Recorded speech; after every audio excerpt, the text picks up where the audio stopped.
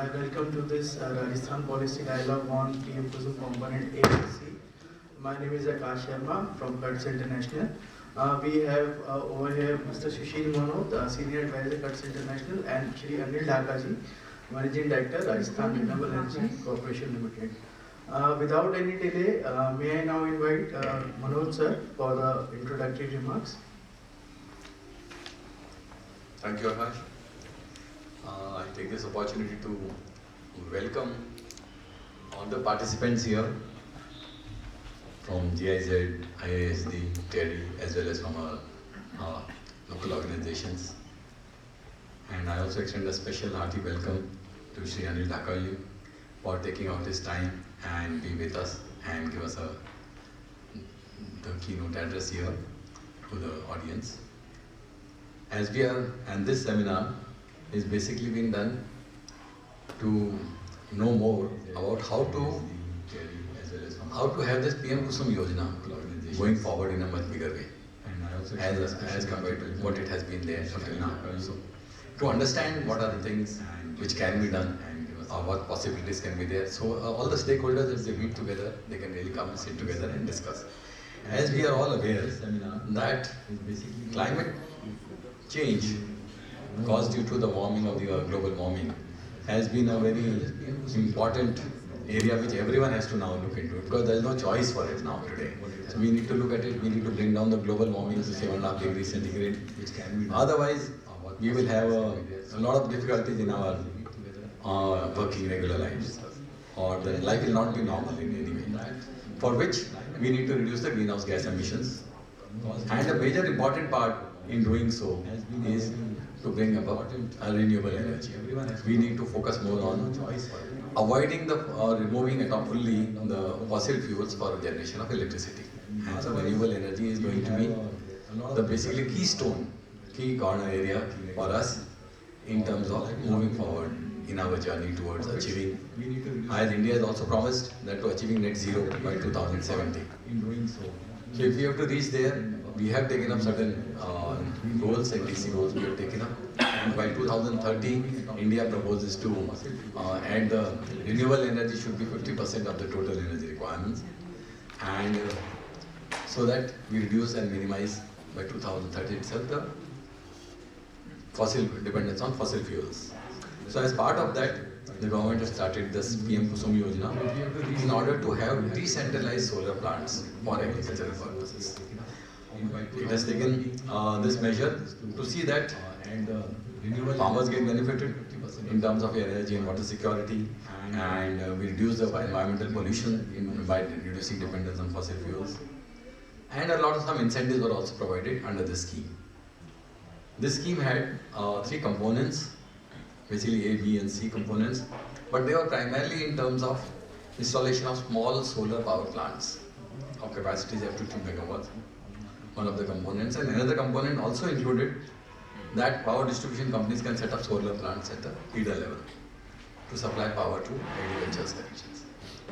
So these were basically that if you can start up decentralized solar power plants, wherein you will have benefit to the farmer in terms of that if he has his land which is barren, he can always set up a plant there and take advantage and get some additional income can be there. Or even if he has a fertilized land, he can always use certain solar voltaics to be able to put it on stilts and use that for additional income from the solar power generated. Similarly, there is another way where you can do it is that apart from the farmer getting the benefit, there is also possibility that the DISCOM itself sets up such plants in the decentralized basis in different areas, and then supplies the power locally there on the feeder levels. So these are the 2 major options which were being considered under this scheme, and there have been some incentives and benefits being given in terms of either capital subsidy or in terms of additional power purchase agreements will be there. Now, despite having this progressive nature of the scheme and all, both from the central and the state governments, we have found that the scheme has not yet taken off to that extent it should have done. In fact, there were a lot of possibilities. So today we are here to sit and discuss what can be done possibly, or what are the issues which are there in terms of having this scheme progress much faster. As a former banker, I can only say from the financial angle side that for any scheme to move faster, what you need is either you must have the scheme to be very attractive, commercially viable, and a very attractive scheme, or you can reduce down the risks of implementation and operations. So either you reduce down the risks on both these angles, or you also give them more incentives or give them better power so that it becomes very much viable for the bankers also to come in. The third aspect could be in terms of making all the bankers aware of the scheme, making all the stakeholders aware of the scheme so that they ask for the scheme and then it gets implemented faster. But then there are so many issues, I am sure, which we'll be discussing over the period, that on the implementation side, land issues or other issues are there. But here one of the advantages that your transmission distribution losses will be much lower because you are doing it from a very nearby area. So that could also be the benefits overall for looking into the scheme.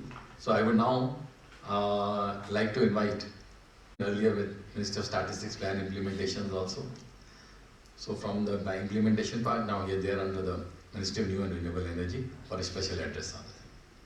Good morning, everyone. So, Mr. Muhnot has already introduced and about PM-KUSUM scheme, and I am sure that everyone knows about this scheme already. So today the focus here stands at the issues and potential remedies to boost component A and C of the scheme. Though we did set an ambitious target of 10 gigawatt for setting up solar power plants across the country. However, so far we are able to achieve only 84.45 gigawatt under component A, and 1174 pumps have been installed under IPS of component B. We do know that there is a huge potential and interest has been shown by the farmers across the country, but kudos to the state of Rajasthan, who still remains the front runner with approximately 63 megawatt installations under component A and approximately 1100 pumps which are solarized under component C. We understand that initially due to COVID-19 pandemic, it took us some while to pick up component A as financing remains a major challenge in the implementation. But the ministry has made tremendous efforts to get the banks lined up and proactively participate in this scheme, and we can very well see the impact as the financing so as the farmers are already have started getting the loans. So the pace of installation no doubt has increased, but not to that extent. And we can see that as a result of the installations which are being done in Rajasthan, Madhya Pradesh, now pace has speeded up in Madhya Pradesh and Haryana as well. So, however, apart from the financing problem, there is another problem of unattractive tariff which are offered by the DISCOMs, and clearly there is huge potential to get these tariff revised, and this can also accommodate the surge in the prices which have surge in the prices of the installations. So we as a team in MNRE, we are working towards achieving the targets, the ambitious target of 10 gigawatt, and we look forward to the suggestions and inputs by all the stakeholders who are present here. And thank you for inviting us. I look forward to hear from all of you. Thank you very much, Ms. Himani, for giving us some ideas on the scheme and how you're taking up and trying to meet the targets into it. What I understand from you is that there has been a problem of financing, and basically because of one of the things is uneconomic tariff. That's also there. On financing side, I could also add that there are two models basically. You can either do as an ESCO model, energy service company model, or you can do your own capex. So if capex becomes very difficult because right now the financial position is not that good of discounts. So there is a possibility that yes, ESCO model can work up, but that needs more incentive in terms of uneconomic tariff is there. So if something more can be done, that will be great.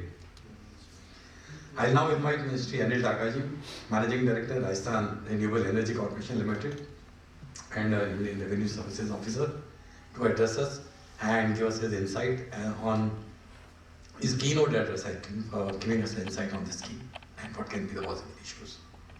Shri Mehta, Shri Dhaka, please. Podium, please, more comfortable.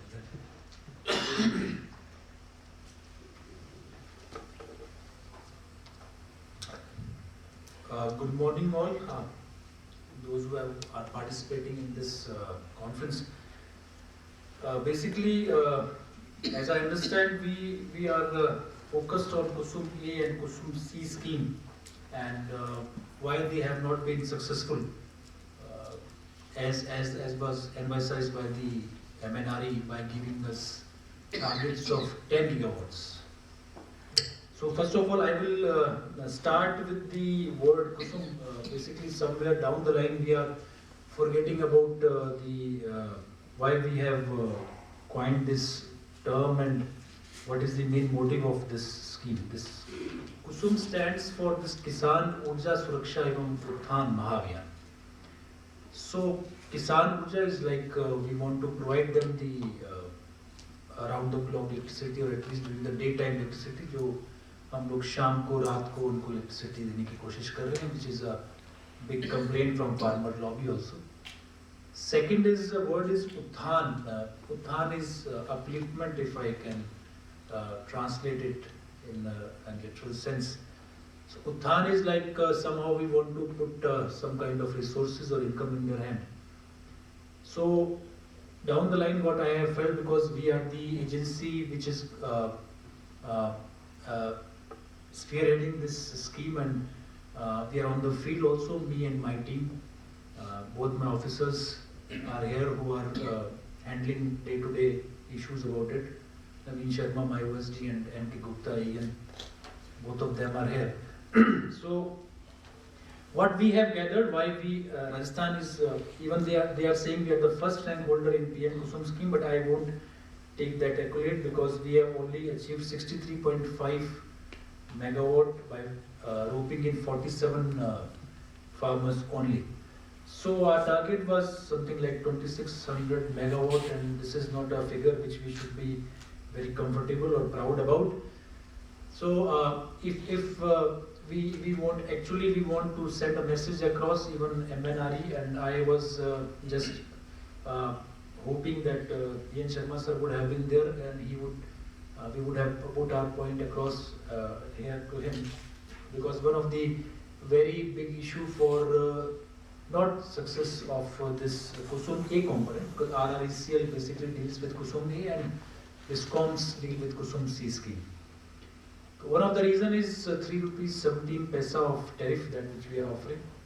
So this was okay when it was ordered or was declared by them. After that, we have problem of BCD and GST hike, which has led to increase of solar PV cells by around 30%. So who is going to take that? Because at the end of the day, these are farmers. It's not about some business houses, big corporate houses who can utilize one resource into putting and into some other. So they are just small farmers with the capacity of 0.5 megawatt to 2 megawatt. So somehow we have to take into that, and there is a petition, and we are very hopeful and that RERC has already listened to farmers, and the order has been reserved, or I think that what I have heard is being written. So we are expecting some jump in that, maybe 3 rupees 27, 28, 30 paisa or something. That is going to help out because it's a scheme for next 25 years. So this would be a big help. Plus, second thing which I want to always discuss is why there is a step-brotherly treatment between KUSUM A, B and C scheme. KUSUM A scheme, we don't have any subsidy. B and C, we have subsidy of 60%, 30-30, state center, and 30% in KUSUM C. So are we thinking that farmers are so well off that they are going to take this pressure? Because I want to share it with you, we have signed PPAs with more than 623 farmers for KUSUM A component that we phase 1 that we have launched. But at the end of the day, we signed PPAs. We have signed PPAs, agreement for 623, signed PPA with 400 plus. But as on date, we are in January and only 47 numbers of farmers have been successful. So we tried at our level, we tried to rope in bankers. The farmers were facing problem because they don't have any collateral to offer. So farmers were not able to get loan, but slowly some of the banks have taken that lead. 70% of the project cost, or 60% somewhere, is being financed by banks, and that's why this 47 number reached. So what about the rest 30%? From where these farmers will bring in 30%? This is a question which, as a peer group, as a pressure group, if you have some years down the line in MNRE, you should make them listen. We have been requesting MNRE. I won't say that they are not helping us out. We are writing constant letters after every week, every fortnightly. We are putting in everything there. They have went with the concept of Agriculture Infrastructure Fund, AIF, to bridge the gap of 30%. But I haven't received any positive communication till now. It has been discussed at their level.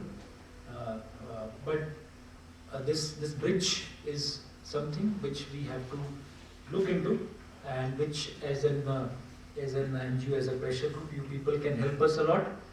So wherever you go, wherever you sit, wherever you discuss, and wherever someone asks you about why KUSUM A is not successful, you can always say this is a 30%, someone has to hold their hand. Because farmers can't have 30% of 4 crore is 1.2 crore rupees. So if some farmer have got 1.2 crore rupees, it's so difficult to find such farmers in a place like Rajasthan. So what are we thinking? Whether we don't want to understand the plain logic of failure of this scheme, or we are waiting for some magic to happen, I don't know. So this is the one factor. Then second thing I want to talk about this is some of the issues are with DISCOMs also. We are in touch with them. There are the issues of tripping also, so that leads to less of generation and revenue loss for farmers. That is something which Rajasthan government as energy department we are trying to deal with. So that's the major things which you want to know, because as in field we are dealing with it, so we can always have a better perspective and better inputs than whatever is being discussed in the four corners of this conference hall.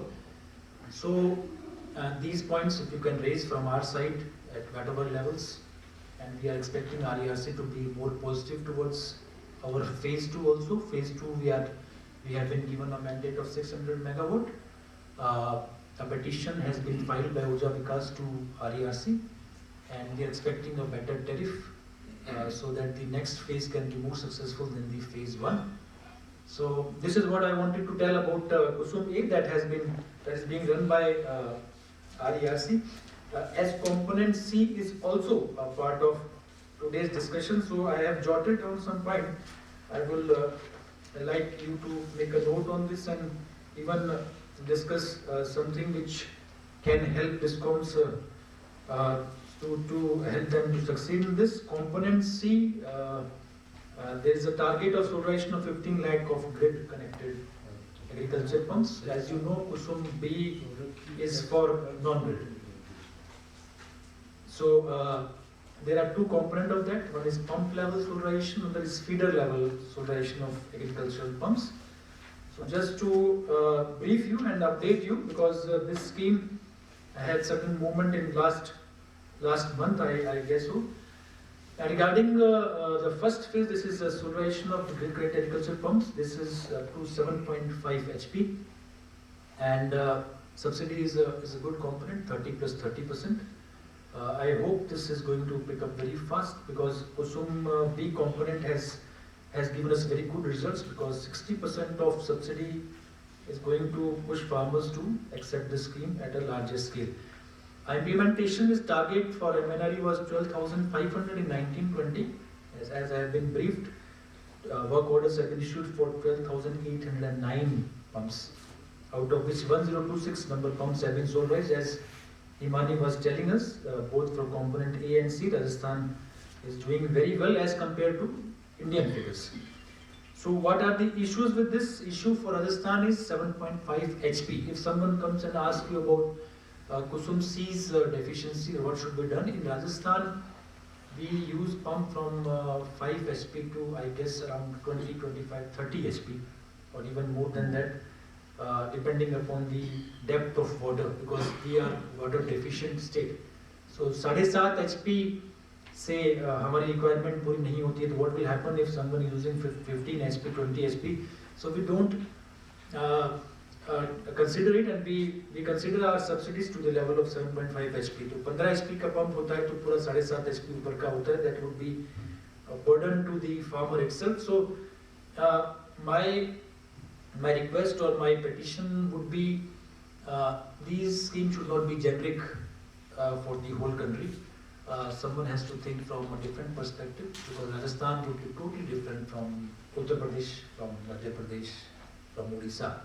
If we can consider certain different category for Northeast state, we have to consider some separate category for Thar Desert area also. So 7.5 HP को बढ़ा करके हमारी request रहेगी आप लोगों के through भी कि it should be at least raised to 15 HP. So that the farmers can utilize this, because we are talking about farmers, we are not talking about anyone else. So farmers, what I have felt also is it is difficult for them to even bring in 20%, 10% of the cost. 40,000, 50,000 रुपया हमारे लिए यहाँ बैठ के सोचना बहुत आसान होता है, बट एक किसान के लिए बहुत बड़ा मुद्दा होता है. तो आप लोगों की तरफ से ये बात हमारी पहुँच पाए. Second component, this is a feeder level solarization. JVBNL has taken first steps, and the first tender document has been issued on 11th of January this month, 23, and they have started first pilot project of 4.24 megawatt at Datavas, Nivai, Jaipur district, and tariff is 2.89 per unit for 25 years, 2.89. Someone has to discuss this tariff also. I think it is a bit lower side. Again, this in this segment also, the capacity for pumps is 7.5 HP. Above that, the farmers or developers, as you have to say, they have to bear the cost. So this is regarding component C. So KUSUM A, I have bring in the issues which you can always incorporate in your reports. One is margin money issue. Second is BCD and GST. Third is there is no subsidy. Fourth is the petitions to the RERC. Fifth is the frequent tripping. So this is what encompasses the whole issue of KUSUM A and the success and not so success of KUSUM A. Why we were successful, I can tell you. We have got a very sound proof of payment security.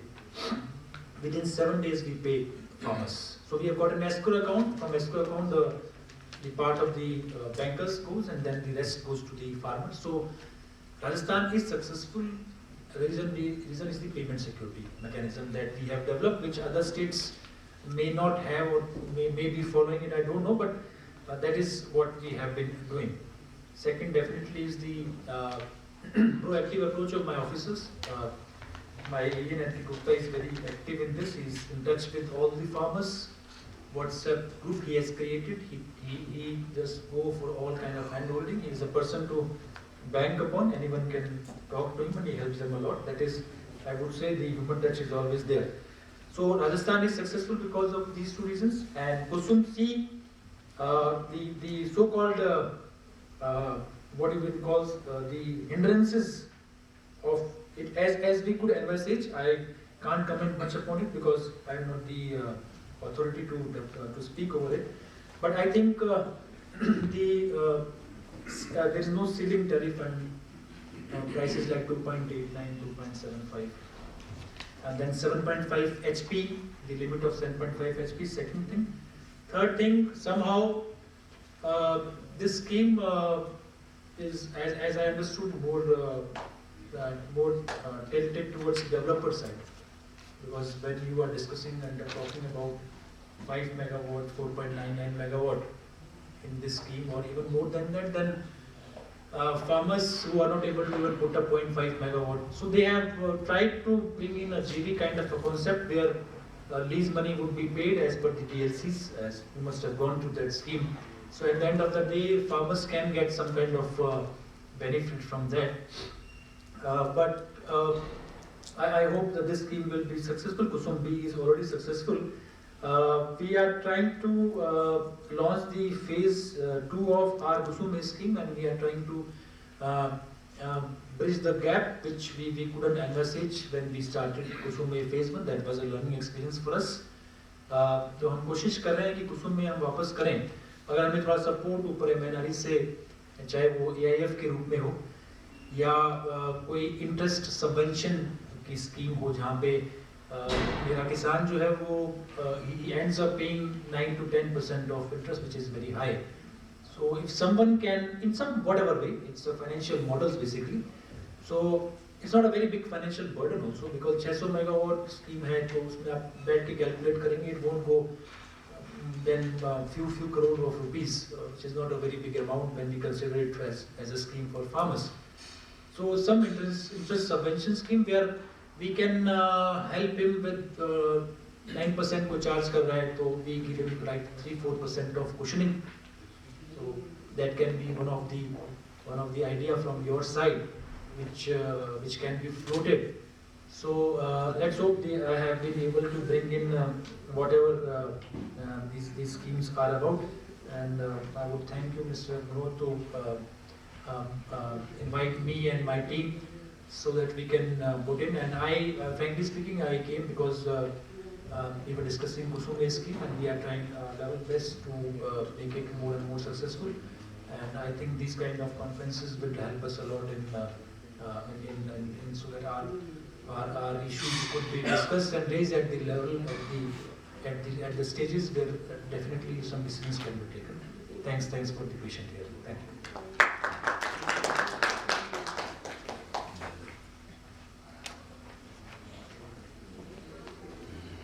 I wish to thank Shri Anil for giving us his valuable insight into how this scheme can be taken forward. And I'd like to say that, see, he has focused on that the main advantage of this scheme was for basically daytime power availability and for the upliftment of the farmers. And of course, though Rajasthan has been the first state, #1 state, but yet only 63.5 megawatt as you're saying has been done. But maybe yes, there is now scope, and for which I think he's going into the second phase. It should happen much more. The prime problem, which could be, I can say, is low tariff being offered. I think that is the major issue. Somewhere we need to compare and do something on the viability side. Because without that, how are you going to have a scheme going forward until the scheme itself is prima facie not very viable? See, in 317 from 330, I think that's also a very small amount only. I think where you are likely to get an increase, but yes. See, the benefit is in terms of like a lot of subsidies go for the electricity part, especially to farmers. So if that subsidy is going and there is a lot of losses, TNT losses are also there, those can be avoided, some subsidy can be diverted, then there could be a possibility that yes, some increase can be there, possibilities are there. Especially keeping in view that the cost of the equipment has risen. As you said that because of the GST and because of other issues, the costs have risen. And because of which I think there is a need to bring down. Further, there is a subsidy in other components, but not in this component. And the farmer is not able to bring in 30% of the money. Now this is where I think we have to find out a way. Can some subsidy be given here so that some farmer's component can come down? And if that farmer component can come down, yes, then definitely this scheme will become much more attractive. Or there is a possibility that a larger amount is put in agri fund, infra fund. So if that can also be done, then that could also be a partner for all of these schemes. But ultimately you have to find out some way where 30% can be given, because the farmer will not have a crore of rupees or anywhere from almost an average farmer will never be able to make up that. So this margin money, and banks will definitely like to have some margin money, because otherwise you are financing a large amount of only on the debt, so there has to be some equity stakes also available for the correct debt equity ratios. So the suggestion on interest subvention is also there, but I believe maybe very important would be if some instead of subsidy, maybe subsidy could be given so that initially the plant would start. See, you can always increase the power rate so that yes, he gets the benefit there. And initially, how do you get the margin money? Probably some subsidy or some other mechanism like agri infra fund or other can be there a mechanism to have a partnership with the farmer in order to bring his margin money into it. The best thing which I like about this scheme which in Rajasthan which has been done and which has been successful as you said is creating a payment security mechanism. I think this is very, very important because most of the times in the absence of a payment security mechanism, even if everything is good, yet the scheme will not work because everyone knows that I don't know when the money will come or the money payment will come on time or it will take up delayed or may not come. So this is a good development that yes, the department is active and the department is having this kind of scheme so that the farmer gets, so that anyone who has put up the plant, he gets the benefit in terms of it. And he has also spoken about the C component wherein there is a good subsidy. See, the C component can go much further because of 30 and 30% subsidy which is there available to it. K, this thing B scheme has done well, basically again because of various subsidy components. I think there has to be thought of that if some subsidy component can be thought of in A. Or another important issue which I have come across from his speech is that the pump issues. Basically in Rajasthan you need to have a pump which is more than 7.5 HP. And if you are limiting the subsidy only up to that amount, then for the balance amount the farmer has to pay much more amounts, which will become very much difficult for him to bring about that.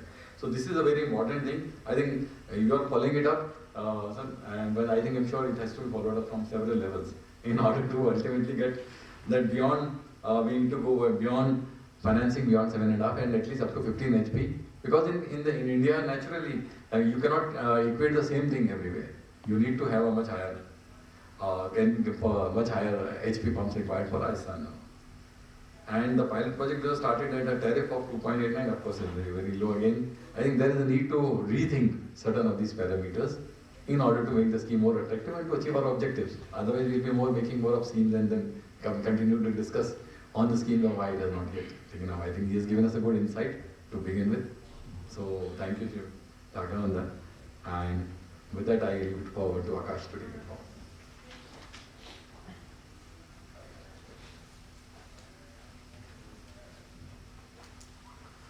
Thank you, Sushil sir.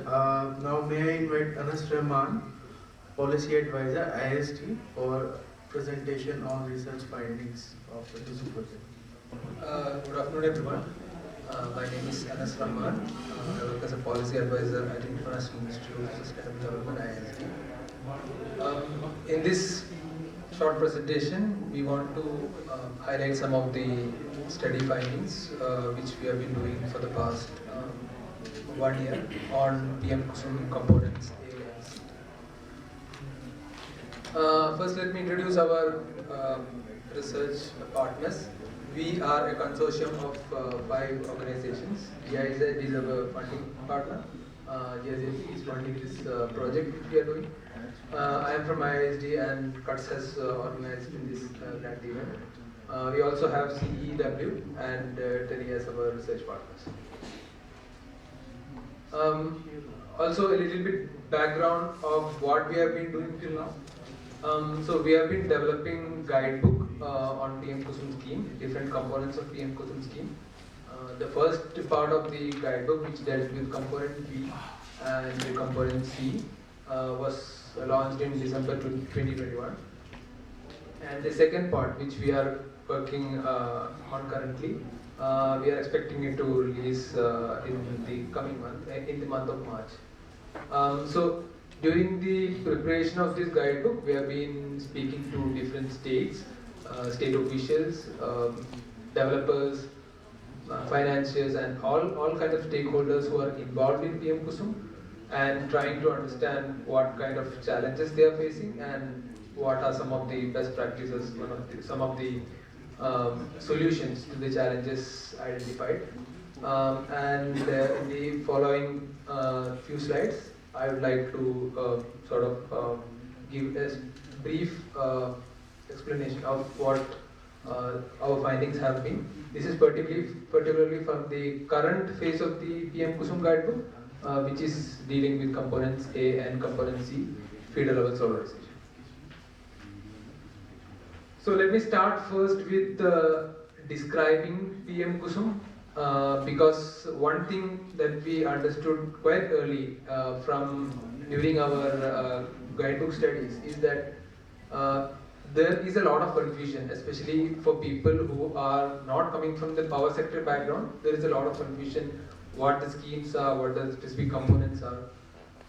So PM-KUSUM has 3 components. Component A. So the component A is about facilitating farmers or landowners to set up power plant on their barren or uncultivable lands. The main objective here is to give them an opportunity to make an additional income. Component B is off-grid solar pump, which doesn't need a lot of elaboration. This is one of the most tried and tested model across India, and Rajasthan especially. Rajasthan has been at the forefront on the off-grid solar pump even before PM-KUSUM, and even within PM-KUSUM they have been the first in the nation. And component C is about solarizing existing grid connected pumps. So if there are existing grid connected pumps, how do you make sure that the power which the pump is using comes from the solar? So that's the main objective of component C. Another objective within that is, so once you solarize it, the farmer get daytime power supply. At the same time, the state has an opportunity to reduce the subsidy burden. Most of the states in India is giving the power for agriculture at a very subsidized cost. So if you reduce the power purchase cost itself, is there a way to subsidize bring down the overall subsidy? So that's another objective of component C. And within component C, there are 2 components, 2 sub-components we can say. So originally,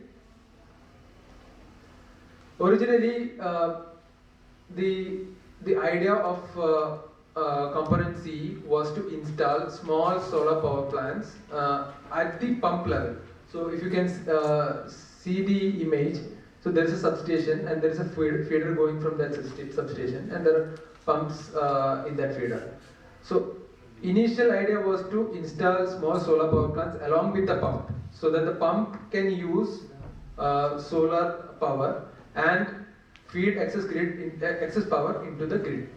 But what happened was, many states found it very difficult to get this scheme going, because it needed a lot of consultation with the farmers. All the farmers within the feeder has to agree to solarize. They have to do the contribution. So it became sort of main challenge within the overall PM-KUSUM scheme.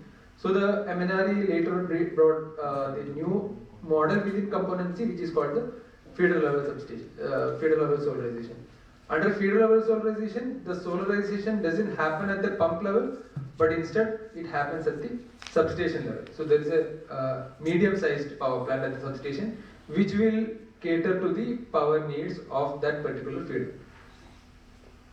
Now there is also a lot of confusion, as we have seen so far within in the keynotes address, as well as other discussions, that what is the difference between component A and component C feeder level solarization. Both the models have been prepared with a very different objective. As I mentioned, the component A is to give additional income to farmers, and component C is to solarize existing grid connected pumps. But what happens is that at some levels these overlap, as in one and the same power plant can address these objectives in very different way. So the objectives are different, but when you look at the provision, so component A the PM-KUSUM guidelines says it should be targeted to rural substation. Component C, feeder level solarization, is for agriculture feeders. Similarly, type of land is one is farmers land, and the other one is any suitable land. But you can see there is a lot of overlap happening within the 2 schemes. So which of the scheme the state can prioritize is based on the overall policy objective of the state, but there are definitely areas of overlap, and that has led to some issues cropping up within the implementation. Now a little bit more on both of these component A and C feeder level solarization. So what is happening here is, there is a substation, and the substation feeds to different feeders: agriculture feeders, residential feeders, commercial feeders, whatever feeders is there in that substation. It has to procure power from somewhere. So right now it is procured from probably a thermal power plant or any other power plant. Now what happens under PM-KUSUM component A and component C field level solarization is you are establishing a medium scale power plant which is within the substation, I mean at the area of the substation. So the power procurement now shifts from the earlier conventional power plant to solar power plant. So basically what is happening is you are changing the source of your power. So in that case you can just there was question about what is the benefit for the state. You can just calculate based on the analysis here itself. Earlier you used to incur some cost for buying power from conventional power plant. What is the cost now? And the difference is the benefit for the state. Now we have done the cost benefit analysis. Of course this changes with states. Different states have different power procurement portfolio. But this is a sample which we have done with Karnataka. So here we have taken benefit components and cost components. Under benefit there is a capacity saving, so once you install a power plant you don't have to add new capacity to the system. Then there is a variable cost savings. There is, as mentioned already, there is transmission and distribution savings. There is RPO savings. All state has to fulfill the RPO obligations. And there is also infrastructure upgrade savings. So once the power plants comes at the distribution level, the need for upgrading the substation transformers constantly reduces. So that's also another saving.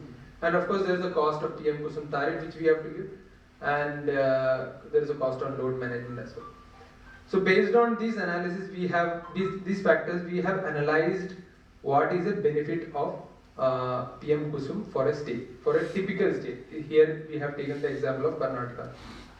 So as you can see, all the blue color there represents the savings and the yellow color represents the cost.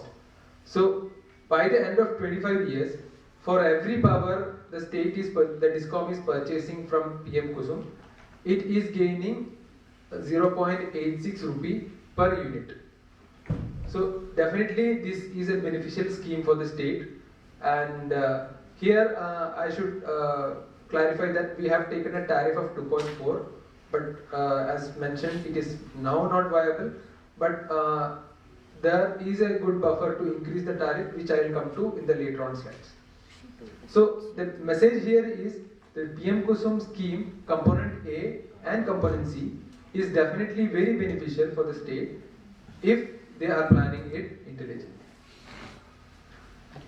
Okay, so if it is beneficial for the DISCOMs, why? What is the main issue here? I just want to highlight some of the experience from the other states. Of course, Rajasthan has done somewhat well in component A and component B. But I just want to highlight some other states. For example, Haryana did tender of 200 megawatt, and now the PPA side is about 10 megawatt. And these are the other states in component C. So as you can see, the tenders happened much earlier, but PPAs are not getting signed. So definitely there is some issues which is stopping the states or which is posing challenges for the states in the implementation. And the following slides I want to just find out why there is so less PPAs happening. What are the main issues, what are the main challenges that is holding the implementation. So we also spoke to a lot of developers within different states and tried to identify, although the tenders are out, why are they not bidding, and following are some of the findings. First, of course, is the land-related challenges. So, unlike a big power plant, a solar park level power plant, where the government gives the land, government identifies the land, procures it, and gives it to the developer. Here, in case of this developer has to find the land in most states and then negotiate the right of way for the dedicated feeder. Also, they have to, in some cases like Karnataka, I am not sure whether this is applicable in Rajasthan, they have to find land for construction of bus bays because most of the substations doesn't have enough bus bays. They'll have to find small lands within the substation area to install the switch gears, etc. And what are the solutions? Of course, land bank initiative. The Rajasthan is, for example, one of the states which has come up with the land bank. Another example is Maharashtra. So under land bank, what the state can do is to get the details of farmers who are willing to give the land within the substation area, and also do an assessment of it. So by the time the tender comes out, the developers have a ready list of lands which the landowners are willing to give lease out for the power plant, and it reduces a lot of cost.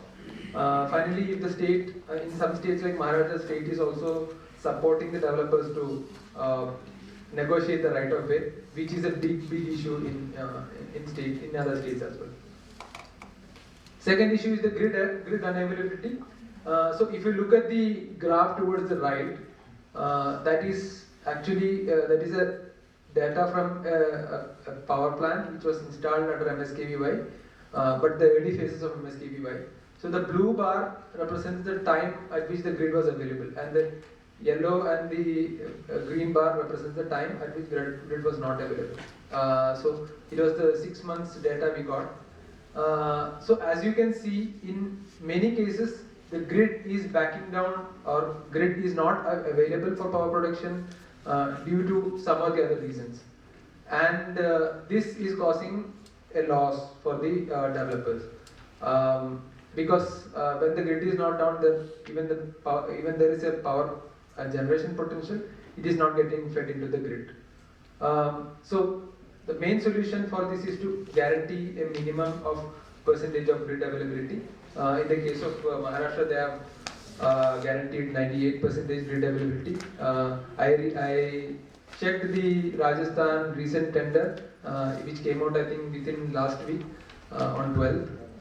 Even in that, they have included 95% grid availability, which is a positive step. When we analyzed the MSKVY scheme, this was one of the main concerns. So for the MSKVY scheme, which is in Maharashtra state level scheme, for the first 2 years, none of the installations didn't happen, because one primary concern was this. And as soon as the state came up with the grid availability guarantee, the installation started picking up. Another important strategy is, of course, to improve the substation infrastructure by bifurcation of feeders and adequate. So this is one of the strategy which Karnataka is currently using.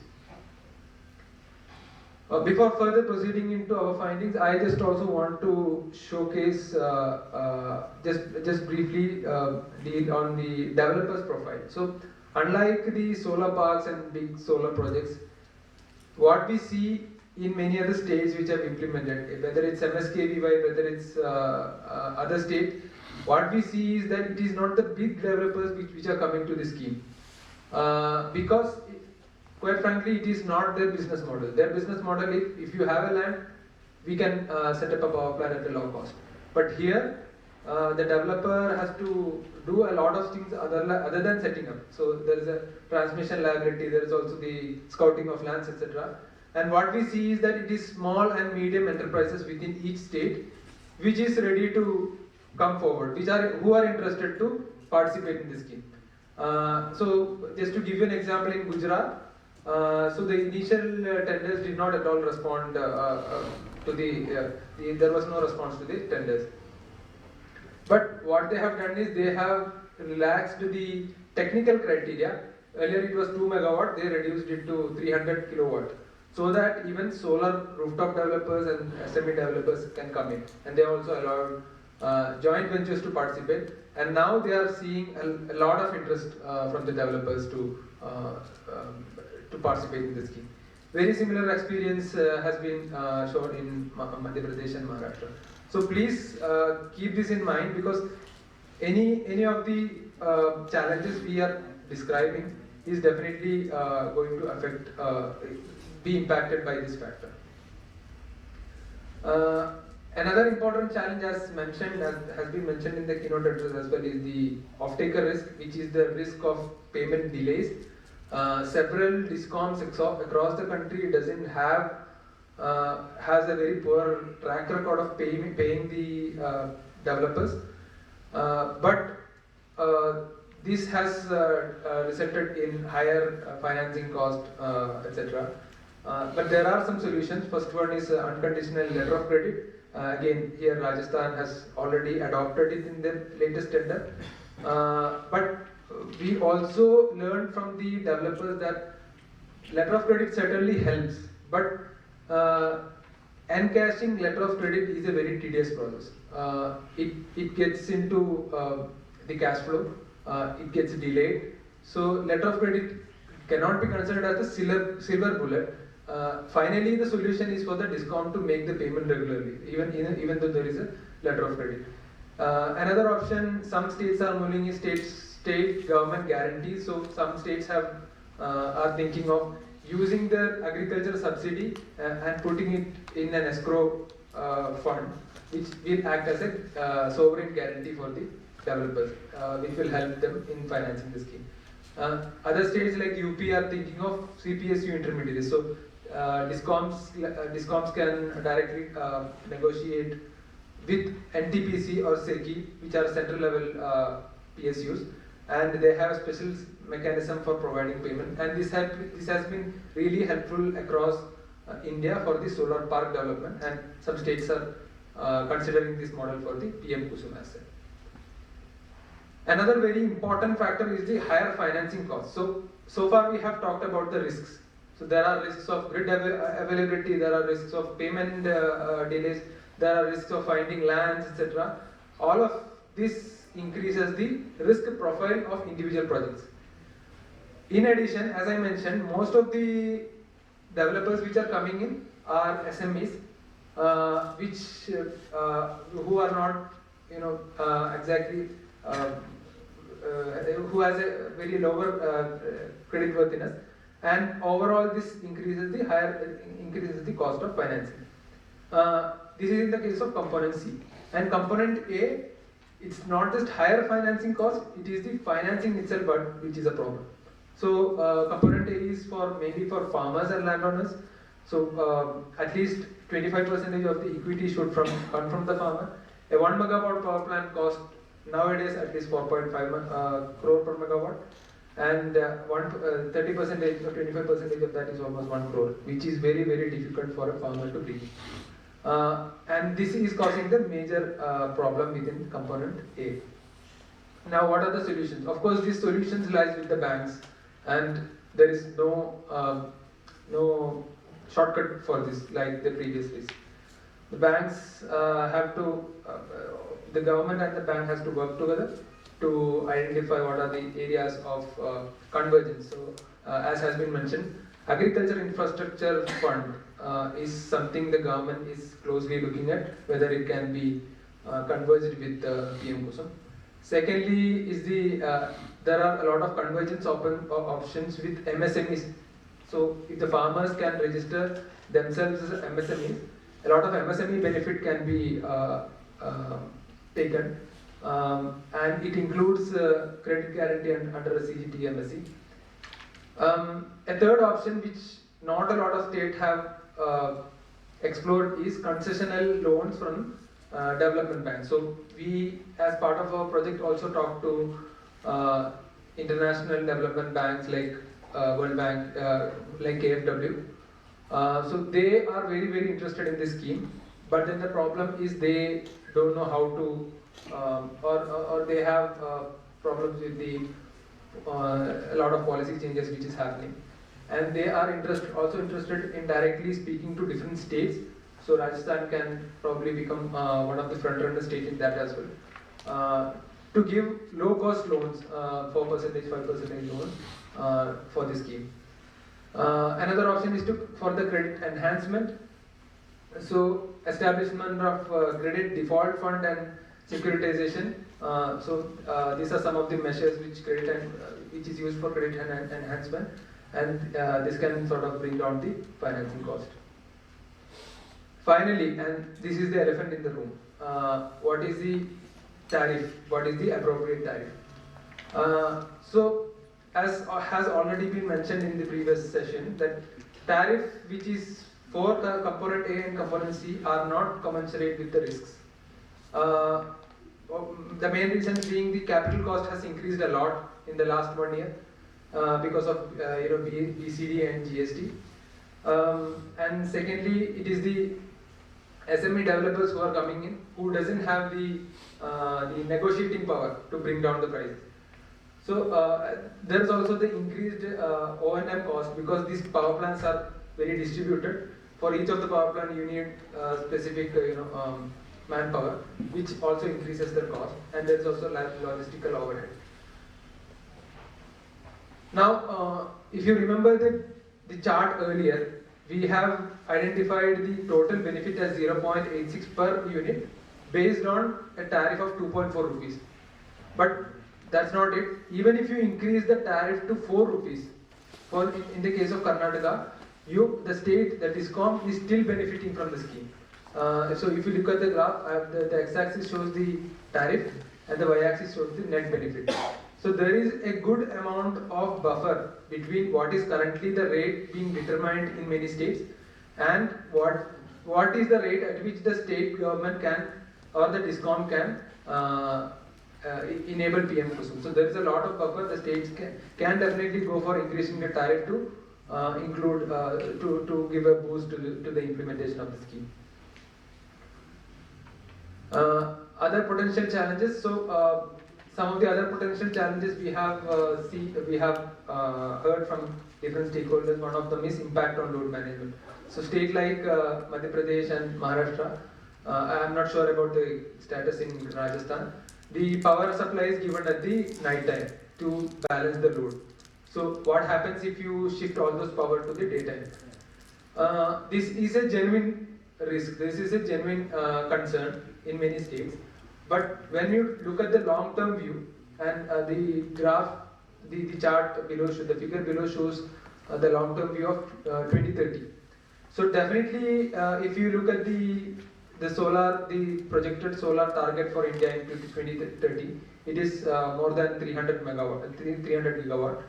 If you are bringing that much of solar, your demand peak should be shifted to the daytime, and agriculture demand is the best, is the most cost-effective strategy to do that. So if the states use PM-KUSUM to start planning for 2030, it is going to be very easy to do that PM-KUSUM implementation as well as do that the shift in the demand peak. Second is the feeder segregation. Many states are yet to segregate feeders. And here feeder segregation costs a lot. Here there is a relatively new mechanism called virtual segregation. There used to be a virtual segregation earlier, but this is not that. This is using IoT attached transformers, and it has shown at least promising result in the pilot phases. So, and it brings down the cost of segregation by about 90%. So states can do some pilots and sort of scale it up in the coming years. Third is the seasonality of agriculture. So in the states where the agriculture is prominent, the agriculture power's demand happens in few months in a year. So if you install a power plant for the agriculture supply, in the non-agriculture season, all this power will start flowing upwards. And this will cause transmission congestion. So how to overcome this?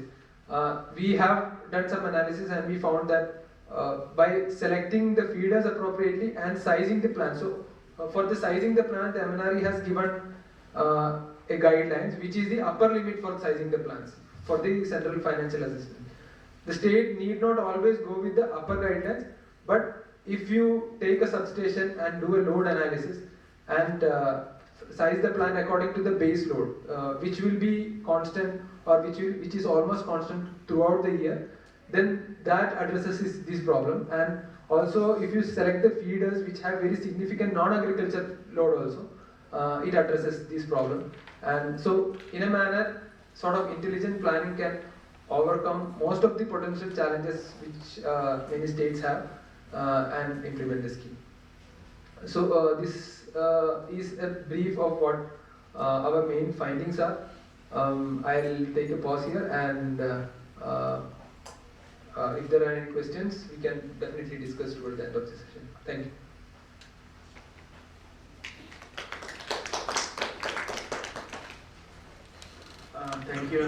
such a beautiful presentation.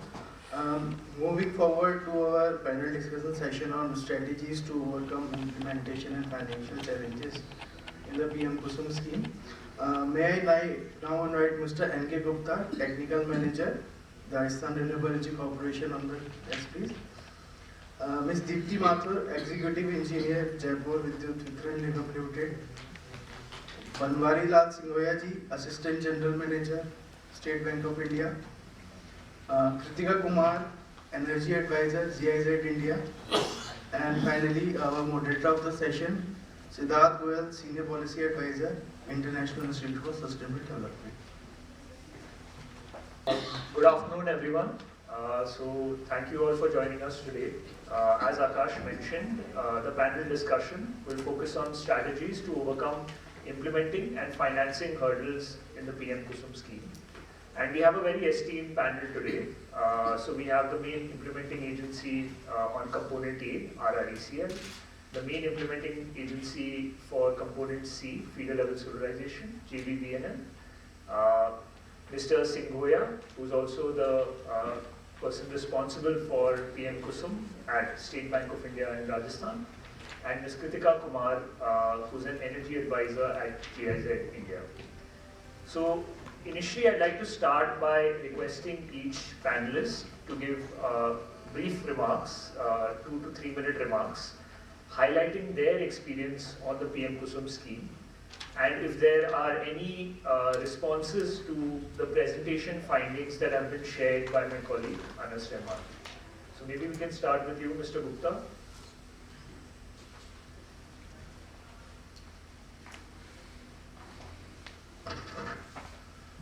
Thanks to Guts International for inviting me here, and good afternoon everyone.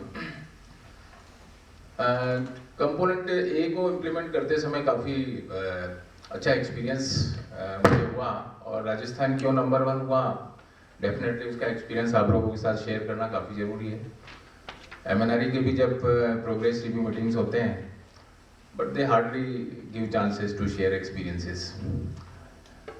तो component A का जो initiative था सबसे पहले राजस्थान ने लिया था, and Rajasthan has been an experimenting state for every kind of renewables, and that is why we are here at first rank, but we could not achieve such a big target we set up. Initially जब हमने इसको launch किया था तो it was very difficult कि हम farmers के साथ में कैसे डील करें। तो सबसे पहले हमने जो फार्मर्स के लिए हमने जो डॉक्यूमेंट निकाला, जो उनके लिए जो फैमिलियर लैंग्वेज थी, उसी में हमें वो डॉक्यूमेंट कन्वर्ट करके निकालना पड़ा।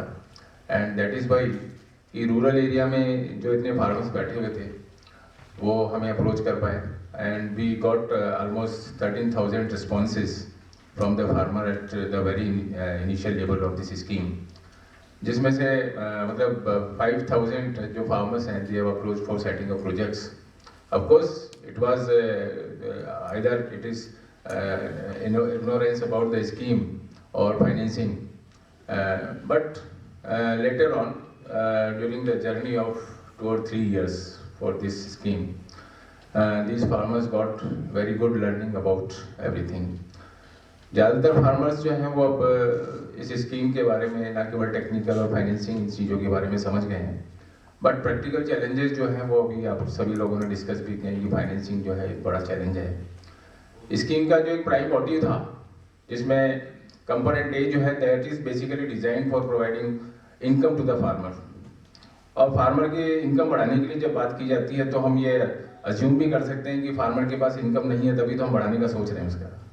तो हाउ कैन वी एक्सपेक्ट कि उसके पास में मार्जिन मनी 30% 1 करोड़ रुपए के आसपास होगा। तो इसीलिए 0.5 से 2 मेगावाट का अगर कुछ अजम्पशन भी था तो फार्मर को ये इसमें एनविसेज किया था कि भाई फार्मर्स में अपनी लैंड दे देगा जिसके पास पैसा नहीं है, और जिनके पास पैसा है वो प्रोजेक्ट भी लगा पाएंगे। लेकिन थोड़ा सा इग्नोरेंस कर लो कि फार्मर्स ने प्रोजेक्ट लगाने के लिए कदम बढ़ा दिए, लेकिन मैं उसको एक अच्छी बात भी मानता हूँ कि फार्मर्स जो है वो एक एंटरप्रेन्योर बनने के लिए आगे तो आया, अदरवाइज तो इतनी जो बड़ी इन्वेस्टमेंट है उसको देख के जो बड़े बड़े डेवलपर्स हैं, EPC कॉन्ट्रैक्टर्स हैं, इनिशियली वो भी पीछे हट गए थे इस स्कीम में हाथ डालने से। लेकिन फार्मर्स ने पिछले 2-2.5 साल में 3 साल में जो एफर्ट्स किए उसकी वजह से आज 48 प्रोजेक्ट जो है ऑन ग्राउंड काम कर रहे हैं। अभी जब मैं फार्मर्स के साथ में इंटरेक्ट करता हूँ और इनके एक्सपीरियंस देखता हूँ, जहाँ मुझे इनका क्या इन्वेस्टमेंट रहा, अभी मैं 2 दिन पहले एक फार्मर से चर्चा कर रहा था, तो उसमें उसने बताया कि उसका करीब 6.6 करोड़ रुपीस का उसका इन्वेस्टमेंट हुआ and he got financing of 5 crore rupees from SBI and 1.6 crore उसका खुद का इन्वेस्टमेंट था। और उसने MLUPY जो मुख्यमंत्री लघु उद्योग प्रोत्साहन योजना है, जिसमें 6% इंटरेस्ट सबवेंशन है, दैट बेनिफिट इज गेटिंग। तो उसका जो जनरेशन आ रहा है 1 साल का, वो लगभग 1 करोड़ से 1 करोड़ 10 लाख रुपए तक का उसका जनरेशन रेवेन्यू है and he is getting 30 lakh rupees from interest subvention. In this way is getting 1.4 crore rupees in a year and he has instalment of 70 lakh rupees in a year. तो in this way he is saving 70 lakh rupees from 2 megawatt plant. तो इस scheme का क्या potential है वो मैं recognise कर सकता हूँ कि अगर 70 लाख रुपए उसका इन्वेस्टमेंट हुआ 1 करोड़ 60 लाख का, और वो 70 लाख रुपए अगर 1 साल में बचा पा रहा है उस स्कीम से with the help of interest subvention, तो वो आराम से उसका 2.5 से 3 साल में उसका अपना जो इक्विटी इन्वेस्टमेंट है दैट ही कैन रिकवर। तो अगर कुछ स्टेट गवर्नमेंट या गवर्नमेंट ऑफ इंडिया की तरफ से अगर किसी स्कीम को अगर सफल बनाने के लिए एक पायलट जो चलाना पड़ता है, वो पायलट हम कर चुके हैं। अगर उस पायलट की स्टडी अगर कर ली जाए कि how these 48 projects are set up and what they are getting from this scheme, then a successful planning can be done for this component A और कंपोनेंट सी। तो कंपोनेंट ए का अभी जो हमने जो एफर्ट्स किए हैं, MNRE ने भी किए हैं, हम लोग भी किए हैं, फार्मर्स ने काफ़ी एफर्ट्स किए हैं। तो फार्मर्स के एफर्ट्स की वजह से, हमारे सबके एफर्ट्स की वजह से बैंक जो है बड़ा प्रोएक्टिवली आगे हैं। That is why SBI is also there. इन लोगों ने भी काफ़ी एफर्ट्स करके अब हमसे लिस्ट लेके अब ये हो रहा है कि खुद फोन कर करके ये लोग फार्मर्स को बुला रहे हैं and that is the strength of this scheme. इनको ये समझ में आने लगा है कि पेमेंट सिक्योरिटी मैकेनिज्म होने की वजह से इनका इन्वेस्टमेंट जो है वो कहीं पे अटक नहीं रहा है और not a single farmer is has become default. सभी का इंस्टॉलमेंट बिल्कुल टाइम से जा रहा है। डिस्कॉम्स ने पेमेंट सिक्योरिटी मैकेनिज्म किया, इसको अकाउंट खोल दिए हैं, लेटर ऑफ क्रेडिट भी दे रहे हैं, 7 दिन में पेमेंट देने का उन्होंने सर्कुलर निकाला हुआ है और अभी तक कोई भी फार्मर आके कंप्लेंट नहीं करता कि मेरा पेमेंट जो है 7 दिन से बाहर निकल गया है। तो ये हमारे डिस्कॉम्स के लिए बहुत ही अच्छी बात है कि उन्होंने अपने कमिटमेंट जो है अभी तक बिल्कुल मेंटेन किए हैं और इसी की वजह से अभी हमारे A और C दोनों कंपाउंड जो है अगर वो आगे बढ़े तो ये पेमेंट सिक्योरिटी मैकेनिज्म उसका एक बहुत बड़ा टूल होगा। और ये बैंकर्स को भी जो है काफ़ी कॉन्फिडेंस मिला है इससे कि अगर 70% तक का लोन वो अगर प्रोवाइड करवा रहे हैं तो उनकी इंस्टॉलमेंट कहीं डिफॉल्ट नहीं हो रही। तो मैं तो अभी जो फार्मर्स जिस तरीके से इसमें लगा के कुछ इंसेंटिवाइज हो रहे हैं उससे मुझे लगता है कि इस स्कीम को अगर थोड़ा सा कुछ सपोर्ट दिया जाए तो ये फार्मर्स के थ्रू ही इम्प्लीमेंट करने में ज़्यादा बेनिफिट है। क्योंकि फार्मर्स के हाथ में अगर कुछ पैसा अगर इस तरीके से रूरल इकोनॉमी में अगर जाता है तो definitely it is going to incentivize in a big way. अभी क्या है, बड़े बड़े प्रोजेक्ट्स आते हैं 100, 200, 500 मेगावाट के लगते हैं, फॉरेन इन्वेस्टमेंट आता है 2-3% पर, वो लोग इन्वेस्ट करते हैं, उस पैसे को बाहर ले जाते हैं। We have become only consumers of the energy.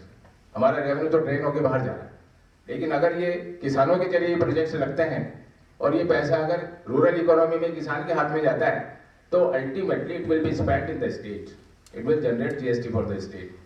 Rural area में डे हाउस में पावर सप्लाई मिलती है और ऐसी बहुत से जो दूसरी अलाइड इंडस्ट्रीज हैं, छोटी मोटी कॉटेज इंडस्ट्रीज हैं रूरल एरिया में, हर लोकेलिटी में जो है अपने कुछ रॉ मटेरियल्स अवेलेबल होते हैं, फूड प्रोसेसिंग इंडस्ट्री हैं, पावर की अवेलेबिलिटी की वजह से बहुत सारी चीज़ों को वहाँ पे इकोनॉमी को गति मिलती है।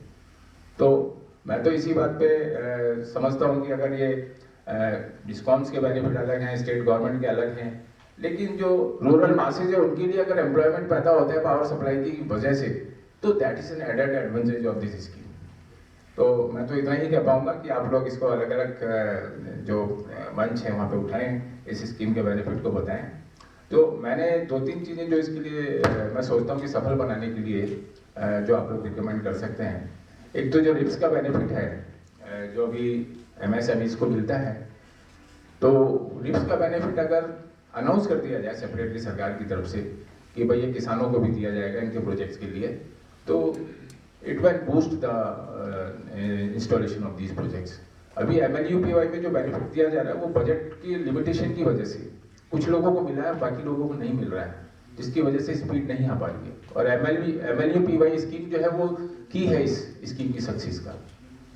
तो अगर वो मिलता है तो ये अभी जैसे राजस्थान में ही मिल पा रहा है, बाकी दूसरे स्टेट में है नहीं, वहाँ पे भी अगर गति देनी है तो इस तरह का इंटर सबवेंशन टूल होना चाहिए कोई ना कोई। दूसरा कंपोनेंट ए में जो डिस्कॉम को 40 पैसे मिलते हैं उसको कंपोनेंट ए के किसानों को मिलना चाहिए, सो दैट जो टैरिफ में गैप आ रहा है, जो वाइबिलिटी का गैप है, दैट कैन बी एड्रेस्ड। और तीसरा ये है कि अगर इनको सीड मनी के रूप में फार्मर्स को अगर कुछ मार्जिन मनी के जो प्रॉब्लम है उसको एड्रेस करने के लिए सीड मनी की कुछ व्यवस्था हो जाए जो रिफंडेबल होगा लोन, लेकिन वो सीड मनी का इनिशियली लोन के अलावा अगर सरकार की तरफ से कहीं से सपोर्ट मिलता है तो इस स्कीम को काफ़ी बूस्ट किया जा सकता है। Thank you very much.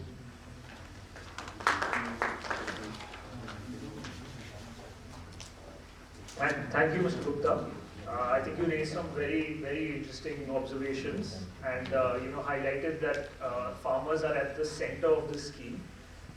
You also shared some very interesting insights that Rajasthan is doing, such as the MLU-PY scheme and the payment security mechanism that has been previously covered as well. With that, I'd like to now invite Ms. Mathur from JVBNL to also give brief introductory remarks. Thank you.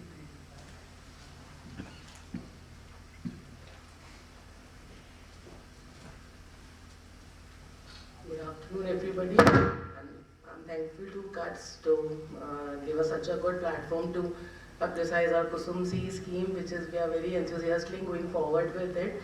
The KUSUM C pump level solarization, somehow we would not succeed in KUSUM C pump level solarization, and that has been called off by Rajasthan Discoms.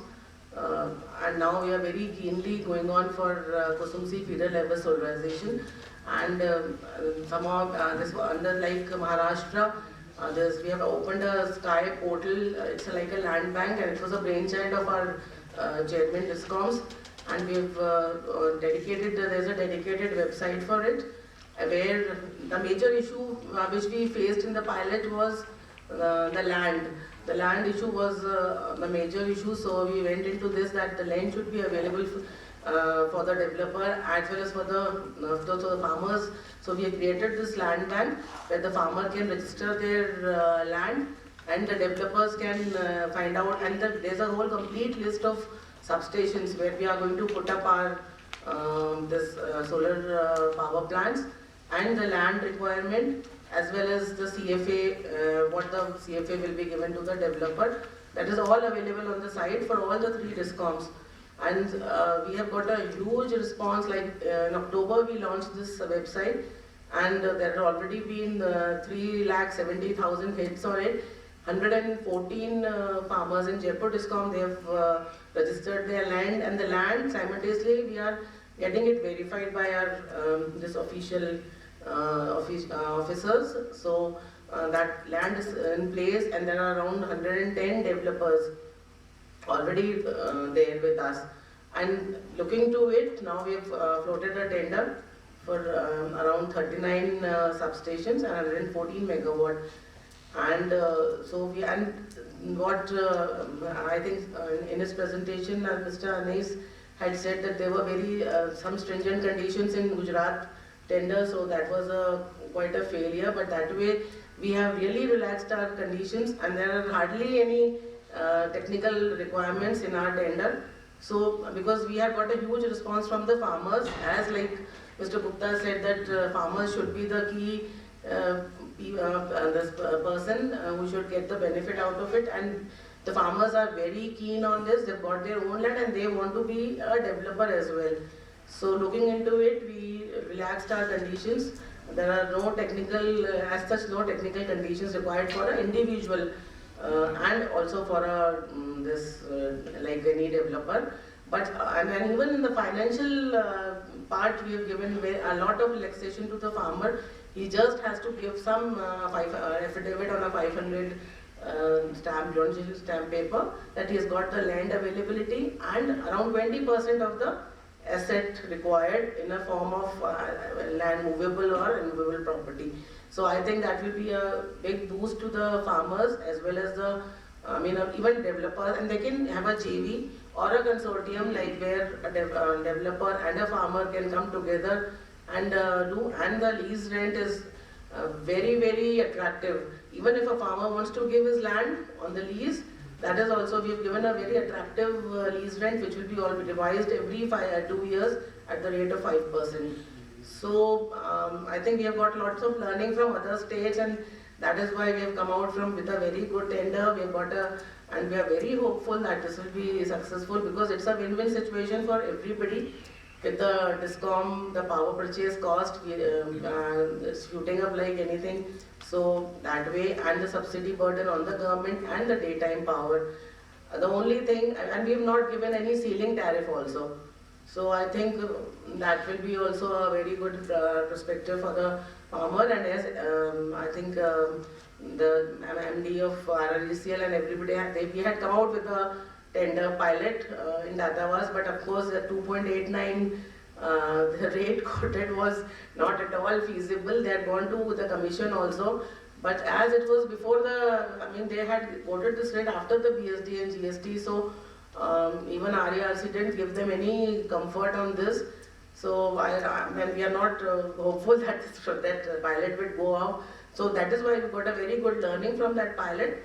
And with this KUSUM C, there is a subsidy, the CFA from Eminari. So we are very hopeful that we'll get a good rate and we'll not have to negotiate much further with the farmers. And then in this we have taken the capping of course is there of 7.5 HP, but we have taken the complete feeder. And we have calculated the CFA according to it. Of course, that part the developer or the farmer will have to bear, but as Gupta also pointed out that we are very good payback. This masters, DISCOMs will never disappoint them, and they will get their very prompt payment in 7 days. And even we are looking around that topic of tripping and all that. DISCOM is has looked very keenly, instructed all the officers that in the even in KUSUM A and KUSUM C, the trippings, they have to be kept bare minimum. And of course, we have given a clause also in the tender that even if the tripping that goes beyond a certain level, we compensate them. And the major issue, I think, which somebody also had quoted, that the surplus, I think Anil had said that when this agricultural load is not there, what should happen to? So I think I was discussing with this GIZ people, if they are going in for that livelihood project, I think that power can really help them. I think I just got an overview right now when I was here, because then it doesn't have to go upstream there and create a unbalance in the system. So these are my views, and then you can. I'm open for discussion. You can just. Thank you.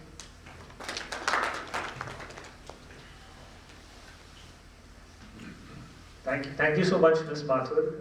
It's very heartening and positive to hear about the tender and a lot of the conditions, a lot of the innovations that have been adopted in this tender. I think we were joking just before the session that before our guidebook was launched, already JVVNL has already implemented a lot of these solutions. So really looking forward to the response of that. With that, we'll move on to Mr. Singhoya from SBI. I think a lot of stakeholders have already said that financing is the main challenge, so everyone's waiting to hear eagerly from you.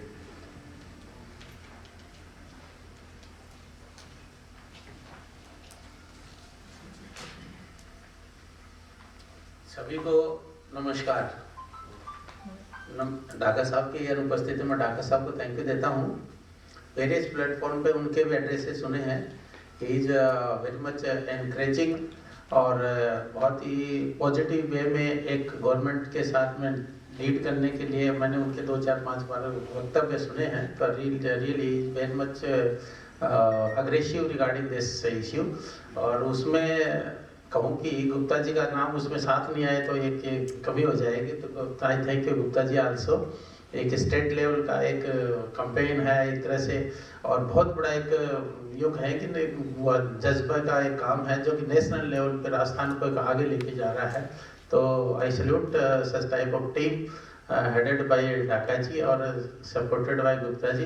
I also thank you Germany. So they have come across all the way from there to support India in this renewable energy. और thank you सुशील मनोज साहब एक अच्छा event किया और state bank of India को मौका दिया, इसके लिए थैंक यू। और इसमें विशेष चूंकि आप लोगों ने जो ढाका साहब से लेके मनोज साहब ने बोला और गुप्ता जी ने तो गागर में सागर भर दिया, तो कहने को विशेष नहीं है। मुख्य रूप से यही है कि जैसे गुप्ता जी ने बताया कि अगर इसको AIF का एक स्टेक मिल जाता है, उसमें इंटरेस्ट सबवेंशन का कुछ मिल जाता है या कोई सब्सिडी का पार्ट मिल जाता है, तो एक ये जो स्कीम है बहुत अच्छी, यूँ कहें कि बहुत डेवलप हो सकती है। राजस्थान में स्कोप है, बहुत अच्छा स्कोप है। और जैसे गुप्ता जी बता रहे हैं कि राजस्थान में अच्छे लीड मिल भी रही हैं, हो भी रहे हैं, और हमने भी किए हैं, स्टेट बैंक ऑफ इंडिया ने भी किए हैं, और करीब 9-10 तो हमने किया है। और आई वाज टोल्ड कि हमारे पास हमारे राजस्थान लेवल पे जोधपुर बीकानेर से लेके अभी हमारे पास 25 प्रपोजल अभी भी हमारे पास पाइपलाइन में है। तो चूंकि ये जो अभी तक जो प्रपोजल हो पा रहे हैं, ये यूं कहूँ कि मैं धन्यवाद देता हूँ इंडिविजुअल फार्मर को। बहुत ही अग्रेसिव फार्मर होता है, वही अपने आप का जो प्रपोजल है उसको गो थ्रू करवा सकता है। अगर एक कॉमन रूप से आए कोई आदमी, जैसे कि सभी ने बोला कि 1-1 करोड़ रुपए 1.5 करोड़ रुपए, एक ढाका साहब ने भी अपने प्रीलिमिनरी एड्रेस में बोला था 1 करोड़ 1.25 करोड़ रुपए दे पाना, ये कोई जोक नहीं है। इसमें कहीं न कहीं से किसी न किसी की बैक होती है, तभी जाके वो आदमी गो थ्रू कर पाता है। गवर्नमेंट चाहे कि जमीन ले ले और बिजली बोर्ड को सप्लाई करके वो इनकम जनरेट करना, इट इज नॉट पॉसिबल। इसके लिए जैसे गुप्ता साहब ने बोला, गवर्नमेंट को और नए सिरे से कहीं न कहीं फार्मर को सपोर्ट करना पड़ेगा। रेट का जो इश्यू है बहुत बड़ा इश्यू है। अब आने वाले टाइम में तो मेरे को लग रहा है कि जैसे कि पीछे बात चल रही थी, गुप्ता साहब के ऑफिस में मैं कई बार जाता रहता हूँ, तो घटाती गवर्नमेंट नीचे ला रही है, तो कहाँ से कर पाएगा फार्मर? नहीं कर पाएगा। कॉस्ट एस्केलेशन इस प्रकार से हो गई है कि वो कहते हैं ना, दिन दुगुनी रात चौगुनी बढ़ रही है। इसकी वजह रेट कम आ रही है और कॉस्ट की हर कंपोनेंट की बढ़ रही है। जैसे सर से अभी बात चल रही थी यहीं पे ऑफ द मीटिंग, तो लगभग 20-25% रेट हाइट हो गई, जबकि जो टैरिफ है वो कहाँ होगी। इसमें भी एक और विशेष इश्यू आ रहा है कि जो वेंडर्स हैं मनमर्जी से लगा देते हैं, इसकी कोई गाइडलाइन स्पेसिफिक है नहीं। जैसे सपोज कि एक पैनल खरीदा, ए आदमी दे रहा 10,000 का, दूसरा दे रहा 12,000 का, तीसरा दे रहा, for example, I am not aware of the rate, exact rate, ये वेराइटी है इसमें। तो इसमें कहीं न कहीं होना चाहिए। गवर्नमेंट एक तरह से इसको एक तरह से करे कि इसको प्रॉम्प्ट किया जाए, इसको बूस्टअप किया जाए। एक तरफ जीएसटी लगा रही है, तो ये भी अगर इश्यू छोड़ देती है गवर्नमेंट की, चलो जी जीएसटी हटा दिया, हर पार्ट में जीएसटी लगता है, हर जगह जीएसटी लगता है, जीएसटी लग इतना सारा बढ़ जाता है। तो ये चीजें चूंकि अब मुझे नहीं पता है कि इस प्लेटफॉर्म पे कौन कौन ऐसे आदमी हैं जो गवर्नमेंट तक एस्केलेट कर सकते हैं। ढाका साहब ने तो किया, ये मेरे को पता है। गुप्ता साहब के साथ में वेरियस प्लेटफॉर्म पे किए हैं, उन्होंने कई बार चिट्ठियां भी लिखी हैं गवर्नमेंट को। वेदर मुनोत साहब भी इसमें कुछ कहीं किसी को अपने प्लेटफॉर्म से, या आप लोग भी कहीं से कुछ किसी प्लेटफॉर्म पे गवर्नमेंट को स्ट्रांगली अगर रिकमेंड कर सकते हैं कि फार्मर्स को कुछ न कुछ मिलना चाहिए। इसमें जो एस्टैब्लिशमेंट में जो मेरी ऑब्जर्वेशन ये, मेरा जो मानना ये है कि इसमें जो वेंडर्स हैं उसकी जो कॉस्ट आ रही है, और इसमें कौन लेके जाता है, इसमें जो जिसने इंडस्ट्री से जो प्रोक्योरमेंट कर रहा है, जो इक्विपमेंट से आ रहे हैं, उसमें कॉस्ट इतनी सारी बढ़ गई और रात दिन बढ़ाए जा रहे हैं। Nobody is observing, nobody is controlling, nobody is monitoring. तो ये एक इश्यू है। बाकी तो बैंकर्स तो सब, मेरी समझ में गुप्ता साहब ने इस प्रकार का लाइसेंस कर रखा है राजस्थान में, तो all banker are aggressive for financing this project. तो थैंक यू गुप्ता जी, और सभी को पूरे कहते हैं ना इस सदन को धन्यवाद। और आए स्टेट बैंक ऑफ इंडिया के लिए, अगर इसमें से कोई वेंडर या कोई फार्मर्स को अगर स्पॉन्सर करते हैं, तो state bank of India is कहते हैं कि प्रोएक्टिव, और हम चाहते हैं कि स्टेट के कंट्रीब्यूशन में अगर स्टेट बैंक ऑफ इंडिया अपना कुछ कंट्रीब्यूशन दे पाता है तो हमारे स्टेट बैंक के लिए ये अच्छा होगा। और स्टेट बैंक के बिहाफ पे मैं सभी को ये कहता हूँ कि स्टेट बैंक लाइक कोई सर्विसेज हो, कोई प्रोजेक्ट हो तो हमें स्पॉन्सर करें, हमें बताएं, और कहीं पे एडजस्टिंग चल रहे हैं और कहीं कोई दिक्कत आ रही है तो उसमें भी हम सपोर्ट कर सकते हैं। और रिन्यूएबल एनर्जी जो है एक आने वाला समय की एक बहुत बड़ी वो कहते हैं ना डिमांड होने वाली है। और बाकी तो रेट का इश्यू आ गया, सब्सिडी का आ गया, इंटरेस्ट का आ गया, मुख्य बैंकिंग की तरफ से यही है। बैंकर चाहता है कि फाइनेंस किया जाए लेकिन वो अपना रिस्क को भी थोड़ा सा करके चलता है। बिना रिस्क के कर सकते हैं लेकिन हमारी गाइडलाइंस है, हमारे स्टेट बैंक की बताता हूँ गाइडलाइंस है कि 0 कोलेटरल पे हमें करना है, 0 कोलेटरल पे। लेकिन किसान हमारे पास आता है कि साहब ये करना है, ये करना है, ये करना है, लेकिन बाद में देखते हैं कि पैसा आएगा कि नहीं आएगा वापस।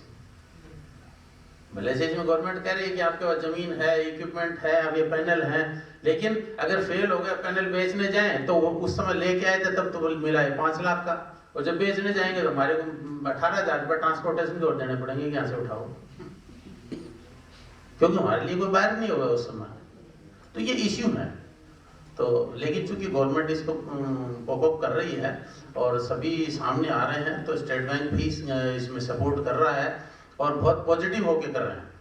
और एज ए इंडिविजुअल मैं सभी को एक कहता हूँ कि वो कहते हैं ना, अपेक्षा करता हूँ कि स्टेट बैंक के लिए कोई प्रपोजल ना तो आप दें और अग्रेसिव रूप से। और इसमें भी स्टेट बैंक ऑफ इंडिया ने हमने जयपुर में एक इनोवेटिव वो लिया है, जो कि अभी तक बड़े प्रपोजल हैं वो हमारे एडवोकेट से ही है। पहले तो ये स्टेट लेवल से हो रहे थे सभी ब्रांचों में, तो कोई भी हाथ नहीं लगाता था, क्योंकि जूनियर लेवल के ऑफिसर्स होते हैं, they are not aware of ये कहते हैं ना बिग रिस्क को लेने में अवॉइड करते हैं। तो फिर बाद में बैंक ने डिसाइड किया कि एक बड़े लेवल के प्रपोजल के लिए हमने एक यूनिट यहीं पे इस्टेब्लिश कर ली, तो बिलो अबव 50 लाख जो भी प्रपोजल है वो यहीं से हम करते हैं।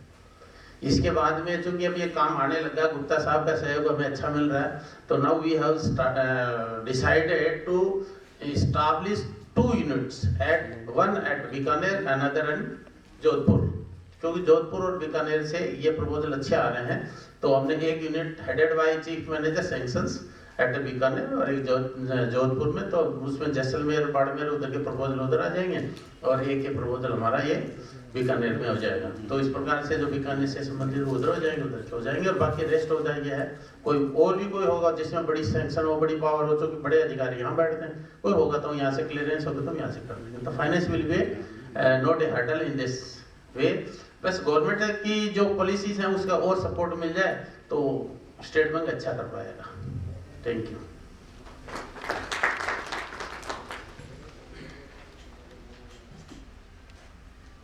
Thank you so much, Mr. Singhoya, for your passionate remarks. Really, State Bank of India, is going to be the backbone of supporting schemes like this and ensuring its uptake in the future. Now, I'd like to invite Ms. Kritika Kumar. GIZ has been doing a lot of innovative,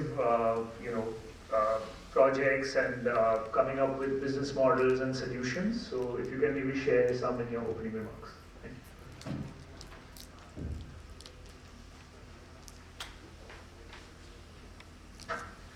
Thank you, Siddharth, and very good afternoon to everyone. First of all, for your presence, for the very insightful remarks, and for letting me be a part of this esteemed panel. So I think through the previous discussions, what we've realized is that there is a clear demand that farmers are very much looking out for good avenues to implement to finance.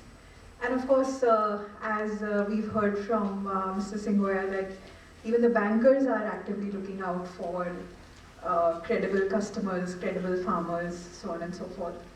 But I think in between the demand and the supply, we are encountering a lot of practical challenges. Of course, finance being one of the foremost challenges, especially for components A and C. We also have seen, lack of implementation support.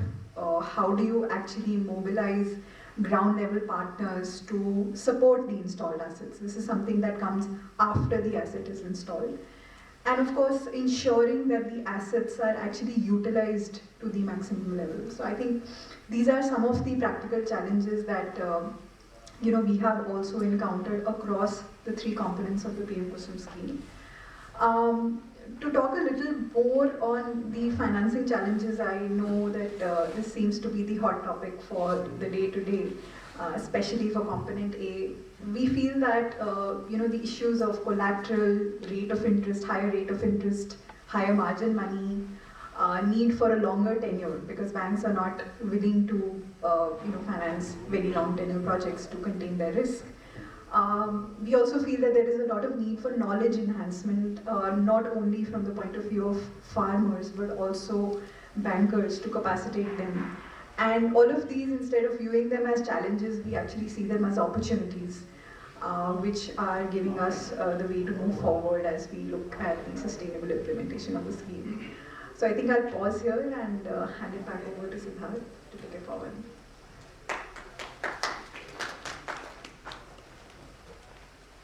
Thank you so much, Kritika. I think you really helped contextualize some of the main challenges, especially on financing in the scheme. So now I'd like to just ask a few questions to the panelists, and then if we have time left, then we can open it up for audience questions as well.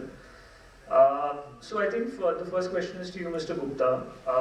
Despite the initial success of PM-KUSUM A in terms of interest from farmers, allotment, PPA signings, only a few projects have seen on-ground implementation. We've already touched upon what are some of the challenges that were faced in this, but it will be very interesting to hear about how what have been your learnings from this and how you're looking to refine some of this in phase 2 of KUSUM A, if it's possible.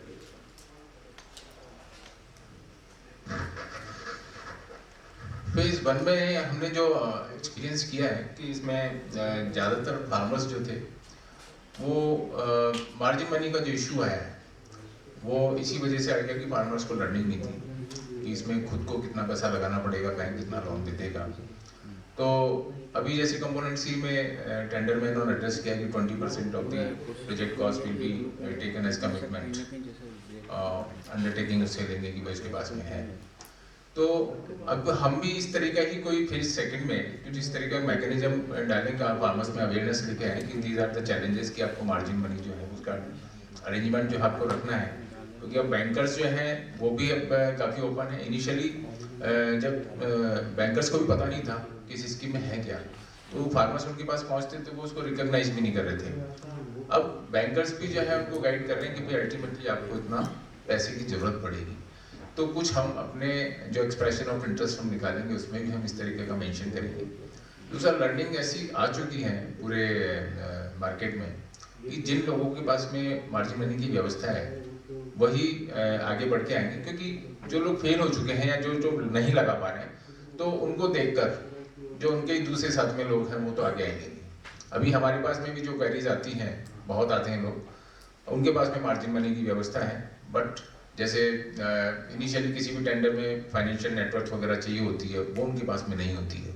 तो component A जो है वहाँ पे हमने ये facility दी थी भाई farmers को जो है मार्जिन मनी इसकी फाइनेंशियल रिक्वायरमेंट नहीं है नेटवर्क की, तो वो उसके लिए एक थोड़ा सा अट्रैक्टिव फीचर था कि जो फार्मर्स चूँकि रिटर्न्स फाइल करते नहीं हैं, कुछ इस तरह का टैक्स मैकेनिज्म को फॉलो करते नहीं हैं, लेकिन उनके पास में सोर्सेज होते हैं इनकम के, सो वो अरेंज कर सकते हैं अपना मार्जिन मनी। कुछ इस तरह के फार्मर्स जो हैं, अब हमें 600 मेगावाट ही करना है तो राजस्थान में अब इस स्टेज पर ढूंढना कोई मुश्किल काम नहीं है।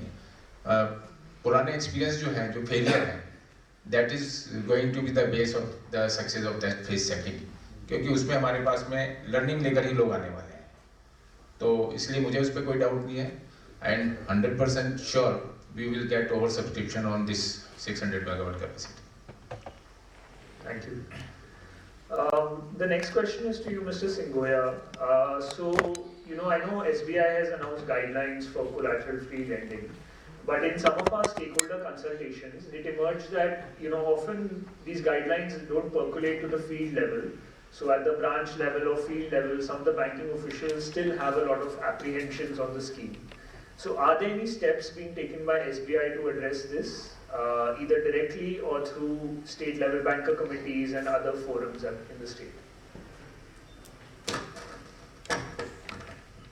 ये आपने जो बोला बिल्कुल सही बोला कि ये कोलेटरल फ्री स्कीम है और इसकी गाइडलाइंस है वो हर ब्रांचेस के पास पर्कुलेट की हुई भी हैं, क्योंकि जो सर्कुलर जाते हैं वो डायरेक्ट एकदम से ब्रांच लेवल तक इशू होते हैं। फिर भी इसमें क्या होता है कि जो बड़े प्रपोजल हैं जनरली ये छोटी ब्रांचें हैं अटेंड नहीं करती हैं। हमारे पास जैसे इवन जोधपुर के, जैसलमेर के, वो भी जो लोग थे घूमते इधर से वो से होते हैं, कंट्रोलर जिनके जो लोकल हैं उनसे भी होते हुए हमारे तक आते हैं। तो इसमें हम इसको कंसिडर करते हैं कि इसमें कस्टमर के पास किस प्रकार की पोटेंशियल है। जैसे गुप्ता जी ने बताया कि इस प्रकार के हमारे कस्टमर अवेलेबल भी हो गए यहाँ पर, जो कि मार्जिन भी रखते हैं और इसके साथ में थोड़ा बहुत हम एक्सप्लोर ये करते हैं कि मैक्सिमम जो दे दे। जैसे किसी ने मान लिया 30% मार्क कोलेक्टर दे दिया, किसी ने 20% दे दिया, किसी ने 10% भी दे दिया। इन केस हमें लगता है कि customer is capable in knowledge, technical know how, तो हम उसको एडवार भी कर देते हैं। तो this is depend on customer to customer, और there is no hard and fast rule कि भी हमें कोलेक्टर लेनी है। दिस इज क्लियर कि this is a collateral free scheme. Okay, and can I just check on SLBCs, State Level Banker Committee? Is PM-KUSUM a priority there? And yes, Gupta ji और हम हैं इसको, मतलब मैं तो चूंकि एज ए बैंकर ही करता हूँ और SLBC से गुप्ता जी करते हैं इसको टेकअप, लेकिन एवरी बैंक इज अवेयर। और इसमें चूंकि अब जैसे मान लीजिए AU वगैरह हैं या कुछ वैसे प्राइवेट सेक्टर बैंक हैं, they are taking more collector, और उनका शायद हमारे से ज़्यादा भी है शायद Gupta ji, I think AU वगैरह है ना, क्योंकि they are taking more collector. तो इस लेकिन चूंकि अब धीरे धीरे लोगों को ये होने लग गया, तो टेक्निकल नो हाउ और जो टेक्निकल पीपल जिसमें इस स्कीम्स को लेके आएंगे, तो I think this will be taking of in a big way. This scheme will be taking of और अच्छा होगा, और कोलेक्टर फ्री से भी हो जाएगा।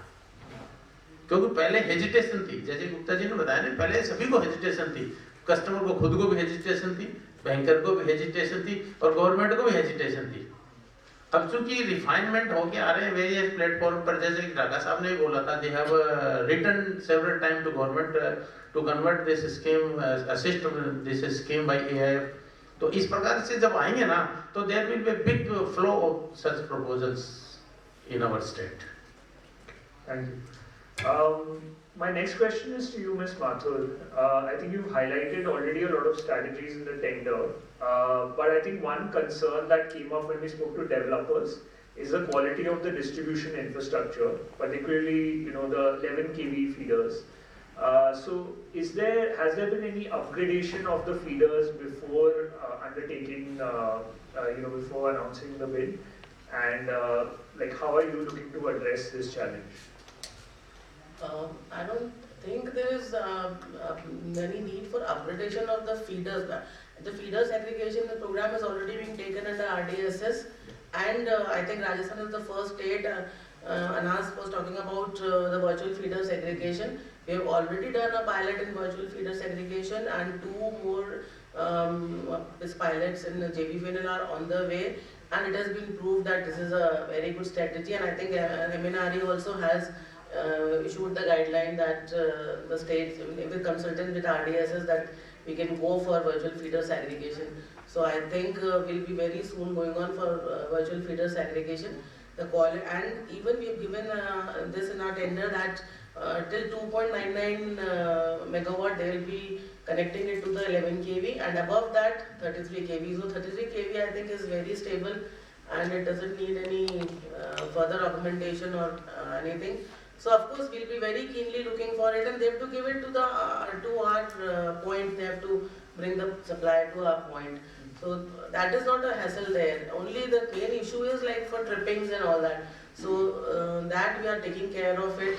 Like we'll be all the circuit breakers and everything are in place. We'll be seeing to it, because right now we have got complaints that.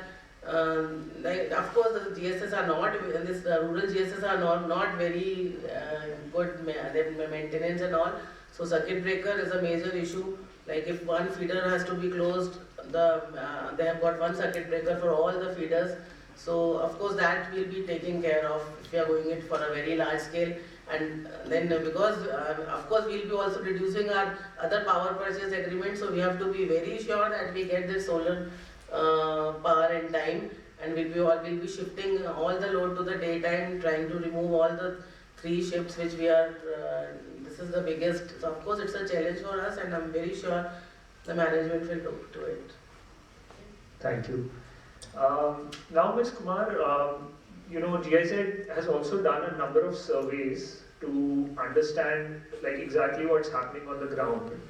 And so are there any interesting insights from these surveys of farmers and installations that you'd like to share with us? Sure, thanks Siddharth. So I think one of the key surveys that GIZ had undertaken was covering more than 900 farmers across 4 states, including Rajasthan, Uttar Pradesh, Orissa and Tamil Nadu. And these were actually covering pumps installed through the other pre-PM-KUSUM era. And so few of the key learnings that we felt came out of the surveys was essentially that there is always a specific geographical context. So in case of Rajasthan, we saw that the pumps are actually being used to fill up the diggies, and these the water stored in the diggies are actually then used to irrigate the fields. Whereas in the other states, we clearly saw that the pumps are used directly to irrigate the fields. So we felt that, and it strongly come out in the survey, that the specific geographical context is something that needs to be kept in mind, needs to be prioritized. And I think Mr. Dhaka also mentioned that in the keynote address, that the specific categorization that we've seen, say for example in the northeast states as well, is something that needs to be prioritized, and that can be the case even for Rajasthan. The other thing that we saw was the solar water pump utilization in the state of Rajasthan was very high. So we were looking at nearly 180-85 days. And so even though this was very high amongst the surveyed states, we felt that this presents also an opportunity to further improve this utilization. And even though the farmers have been using the water from these solar water pumps for other residential, animal husbandry, etc., all these purposes, but still there is again a lot of scope to further improve. And as ma'am also said, that there are further livelihood activities that can also be supported. Because we feel that there is a need to actually maintain the long-term benefits of the installed solar assets. Thirdly, the puzzle on the after-sales services, I think this is something that has been discussed also at several points in time, where we feel that the infrastructure and the support systems are already in place, but they just need to be strengthened further. And this will basically not only enhance the overall experience of the farmer, as all of us have been speaking about, which is obviously key priority, but also help in de-risking financial institutions. The presence of a good after-sales service mechanism is also something that can bolster financial inflows for financing the asset. So we felt that we saw that toll-free numbers are present, but are they actually providing the right kind of inputs to the farmers? We felt that maybe there is a need to also capacitate local technical people who can support in providing these services, the after-sales services, because service centers are sometimes as far as 30 to 50 kilometers from the site of installations. These were, I think, few of the key findings that we felt, and of course there are issues with fluctuation in utilization with groundwater levels, so on and so forth. And I'm sure that policymakers are already addressing the grave groundwater situation, which I think most of the states are grappling with. But I think all these observations that we've seen from the survey are all opportunities as we now look forward to making headway with the second part of the PM-KUSUM scheme. Okay, thank you so much. So from where we are coming between you and your lunch, but I think it will be great to have a few questions from the audience. So if you can just mention your name, your organization, and which speaker your question is addressed to.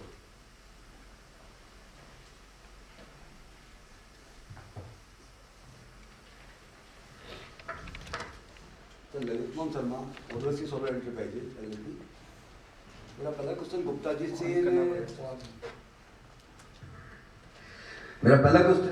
जी से और Mathur madam से है कि जो solar plants लगेंगे इसमें जो carbon credit points का बेनिफिट्स होगा वो कैसे मिलेगा और किसको मिलेगा, मतलब कंपोनेंट ए में क्या फार्मर को या डेवलपर को मिलेगा, कंपोनेंट सी में क्या डिस्कॉम को मिलेगा या डेवलपर को मिलेगा, और कैसे मिलेगा और कितना मिलेगा?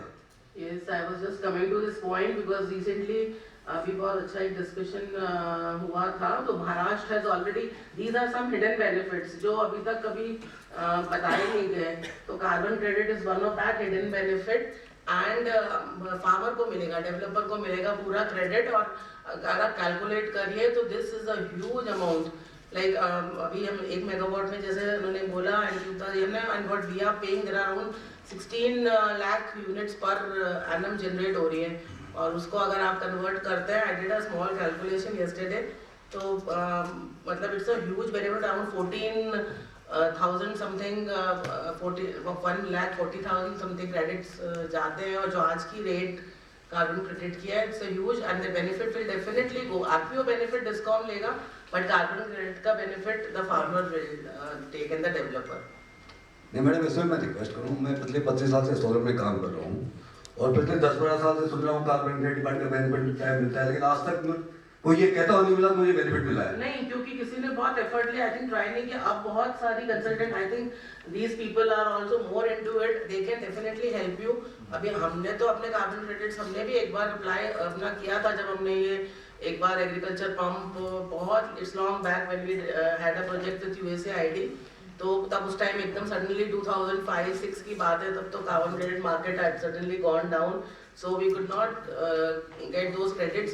But there are now, I was going through आज सुबह की बहुत सारी एजेंसीज हैं, they help you out in carbon trading and India में हो रहा है, but proper know how नहीं है. So I think I will request these people, we can have when this scheme goes off, we can have another session on carbon trading and carbon credits. तो है, ये definitely है, because this is a hidden benefit of this scheme. And also आपका जो tax depreciation है, that is also one of a very good hidden, and वो भी farmer को या developer अगर company है तो वो तो आपको मिलेगा. Even farmer के individual जो भी कर रहा है, he can get the depreciation वाला benefit. तो ये कुसुम सी scheme में तो this is a hidden benefit.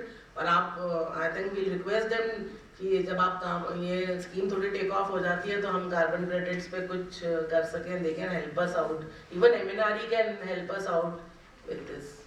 पर मिलेगा carbon credit, this is very sure. इसमें मैं ये ऐड करना चाहूँगा कि अभी जैसे कार्बन क्रेडिट से बहुत सारी एजेंसियाँ जो हमारे बीइंग नोडल एजेंसी हम लोगों से कॉन्टेक्ट भी करती हैं, और अभी चूँकि काफ़ी प्रोनाउंस भी हो रहा है इसका बेनिफिट, तो हम इंटरनली प्रपोजल चलाएंगे कि इस तरह की जो एजेंसियाँ उनको हम पैनल करें और उनकी कुछ क्रेडिट वर्दीनेस के आधार पर जो फार्मर्स हैं वो उनके साथ में टाई अप करें और बेनिफिट अवेल करें. बेनिफिट मिलेगा, फार्मर को ही मिलेगा, डेवलपर्स को ही मिलेगा, उसमें कोई डाउट नहीं. गुप्ता जी, आपसे मैडम से दूसरा क्वेश्चन है. जो हम लैंड की बात करें, बारानी भूमि जिसको हम बोल रहे हैं, बारानी भूमि के ऊपर प्लांट लगेगा और उसमें शायद स्कीम में कि जिसमें जिस जमीन के ऊपर खेती हो रही है उसमें सुपर स्ट्रक्चर लगाना पड़ेगा. तो ये आइडेंटिफाई कैसा होगा कि ये बारानी है या नॉन बारानी है? क्योंकि मैं आपको राजस्थानी कंडीशन में एग्जाम्पल दूँ कि कुछ जमीन ऐसी होती है जहाँ बरसात के मौसम में कभी कभी किसान खेती कर लेता है, और वो जो अपन जैसी भाषा बोलते हैं गिरदावरी रिपोर्ट में चढ़ जाता है, साहब इस बार इतनी मक्के की फसल इतनी हुई, और वो जो है एग्रीकल्चर लैंड में आ जाएगा. इन्वेस्टर ने अगर वहाँ ग्राउंड माउंटेड स्ट्रक्चर लगा दिया, सुपर स्ट्रक्चर नहीं लगाया, तो उसका CFM भी आएगा. नहीं, ऐसा अभी इसमें कोई ऐसी स्ट्रिक्टनेस जो है वो एजेंसियों की तरफ से नहीं है कि अभी जैसे हमारे कुसुम में भी जो प्रोजेक्ट लगे हैं, कुसुम में CFA नहीं, इसलिए कोई प्रॉब्लम नहीं है, बट कुसुम सी में CFA है. और अगर मैं एज इन्वेस्टर जो है सुपर स्ट्रक्चर लगाता हूँ तो मेरे 20-25 लाख रुपए पर मेगावाट कॉस्ट पड़ेगी. I'll address this issue. इसमें CFA का ऐसा कुछ भी क्लॉज नहीं है कि one is going to check out कि ये barren land है कि नहीं land है. But I personally feel कि ये this should not happen कि cultivated land, क्योंकि हमारे पास बहुत farmers ऐसे आ रहे हैं. और मेरा फर्स्ट उनसे इशू सबसे पहले यही होता है कि प्लीज डोंट टेक इट कि like it's a money making scheme for you कि आप अपना कल्टिवेटेड लैंड को इसमें दे दीजिए. गवर्नमेंट ने ऐसा कुछ भी नहीं करा है. उन्होंने लिखा है, स्कीम को बनाया था कि बैरन लैंड के लिए है, बट मतलब हम लोग we are not going to check it कि whether it's a barren land और कल्टिवेटेड. ये तो मतलब मेरे ख्याल से this should be a matter of this learning for like NGOs वगैरह, ये लोग इनको बोले कि जाकर के आप ऐसा नहीं कि अपना कल्टिवेटेड लैंड आप इस स्कीम में दे दीजिए, और उसको I think there is a session for agrovoltaics also in the afternoon, so I think that will really help कि इवन इफ अगर ऐसा लैंड है जहाँ उनका सीजनल कल्टिवेशन है तो they can go for that agrovoltaics type of scheme superstructure, वो लगाकर इसको कर सकते हैं. But otherwise MNRE CFA is not related to it कि आपको मिलेगा या नहीं मिलेगा, but it's a humble request and I think कल हमारी pre-bid भी है, तो I'm definitely going to take out this issue. Being a citizen, I think हमारी moral value है कि पता लगा कि राजस्थान में एक तरफ ये कर रहे हैं, उधर food crisis हो गया, and similar situation like what is happening Joshi मठ में, और ये वहाँ पे इस तरह का हो रहा था, यहाँ पे ये issue हो जाएगा.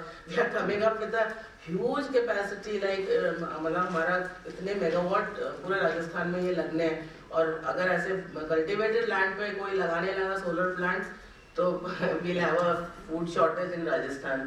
So मैडम हमारे जो डेजर्ट एरिया है जिसको हम मानते हैं कि सारे वेस्ट लैंड है, बारानी भूमि है, वहाँ भी जो है बाजरे की खेती तो होती है.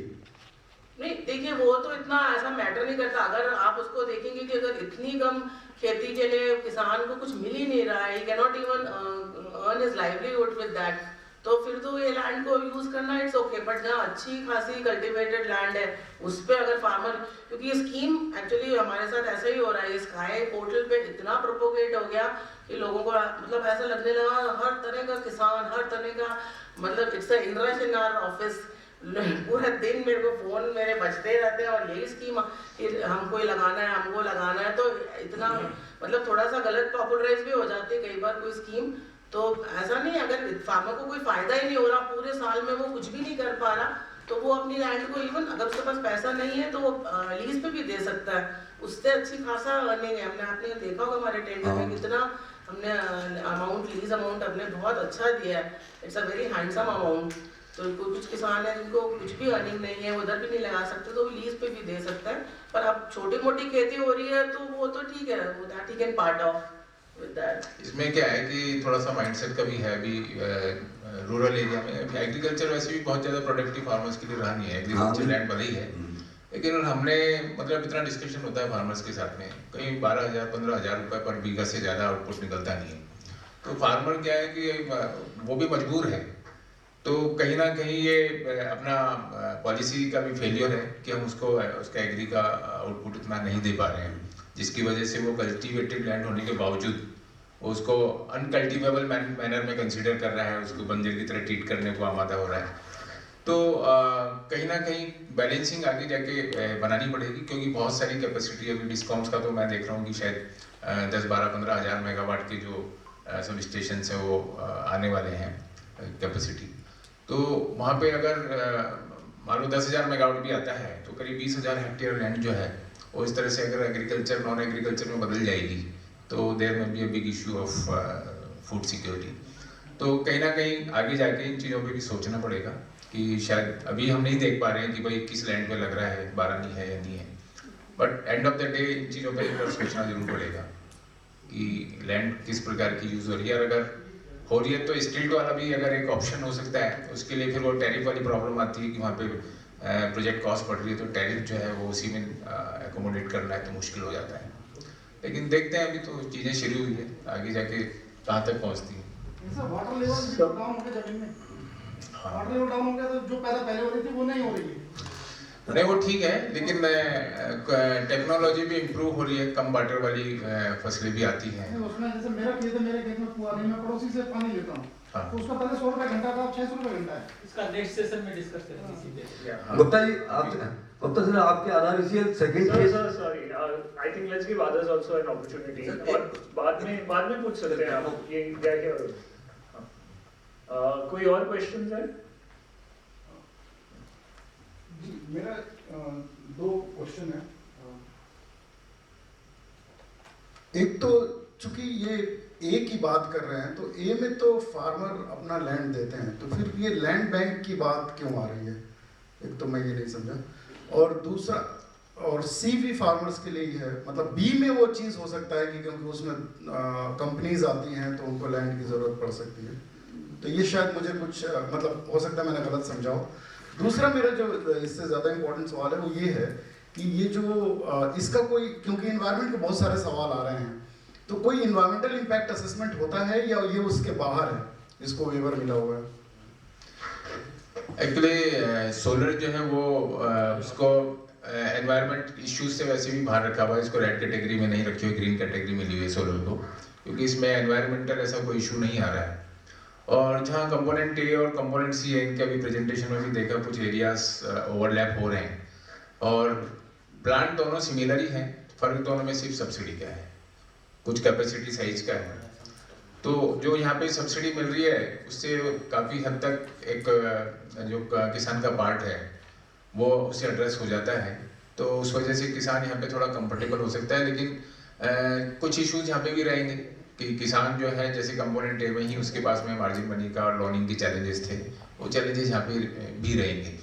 हालांकि इसमें किसान को अलाउ किया गया है, कुछ फॉरवर्ड फार्मर्स जो हैं वो इसमें कंपोनेंट सी में पार्टिसिपेट कर सकते हैं एज ए बिडर। अदरवाइज जो फार्मर्स हैं पहले इतनी लर्निंग नहीं थी, अब SKY पोर्टल जो आया है उसमें जिन लोगों को अपनी लैंड लीज पे देनी है, कुछ इनकम लीज के फॉर्म में जनरेट करनी है, तो that is a good option. तो प्रोजेक्ट में कोई बहुत ज़्यादा डिफरेंस नहीं, केवल सब्सिडी का फ़र्क है। तो उसमें हमारे फार्मर्स के लिए 0.5 से 2 मेगावाट की लिमिटेशन है, लेकिन कंपोनेंट सी में वो लिमिटेशन नहीं है, उसमें 4-4.5 मेगावाट तक भी प्रोजेक्ट निकाले हुए हैं, तो उसमें बिडर एज पर कैपेसिटी अपना अप्लाई कर लेते हैं।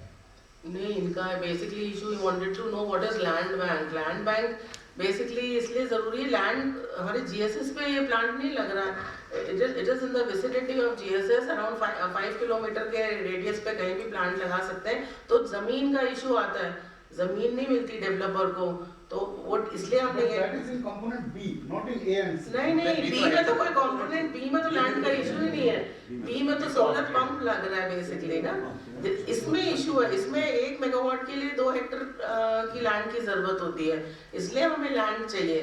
तो और इसमें हमने इतना भी रिलैक्सेशन करा है कि अगर एक साथ इतना लैंड नहीं है तो 2 फार्मर्स अपने अपने मिलके पार्सल, लैंड पार्सल का भी ऑप्शन है। इवन हमने ये ऑप्शन भी रखा है टेंडर में कि आप दूर दूर पे थोड़ा है वहाँ भी लैंड लेकर, बट हमें एक पॉइंट पे we need a point in the on the grid. तो बहुत फ्लेक्सिबल, ये लैंड बैंक का इशू है, इसलिए लैंड चाहिए।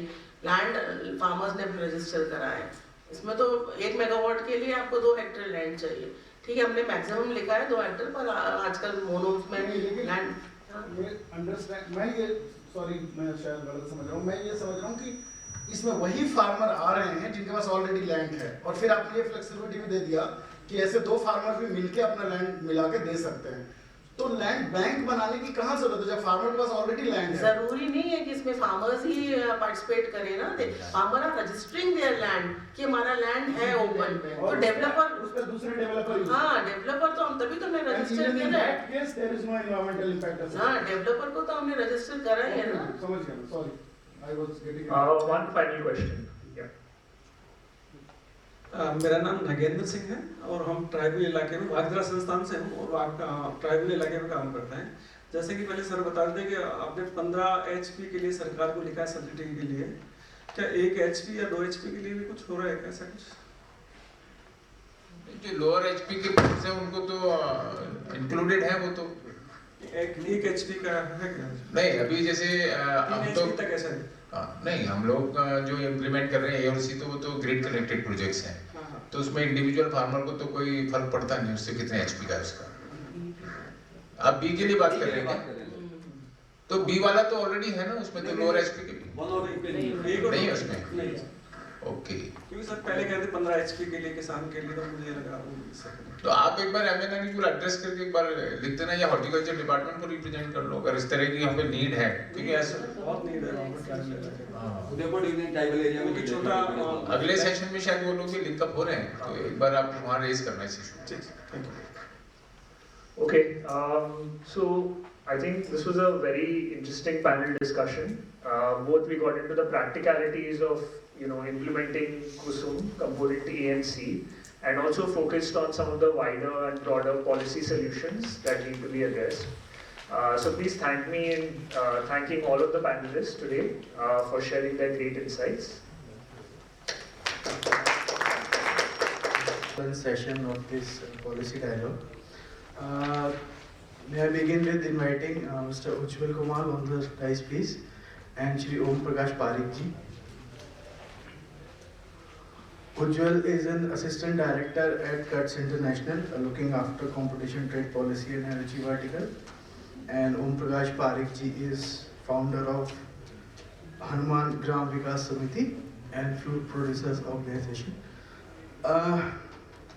Now I would like to begin with a presentation on learning by doings. That is, what innovative ideas we can implement while simultaneously moving ahead with the KUSUM scheme in terms of project installation, in terms of concerns relating to mostly environmental and social impacts, in terms of whether we are getting the intended benefits that we were supposed to get through this scheme. So I'll just begin with first one. May I get the just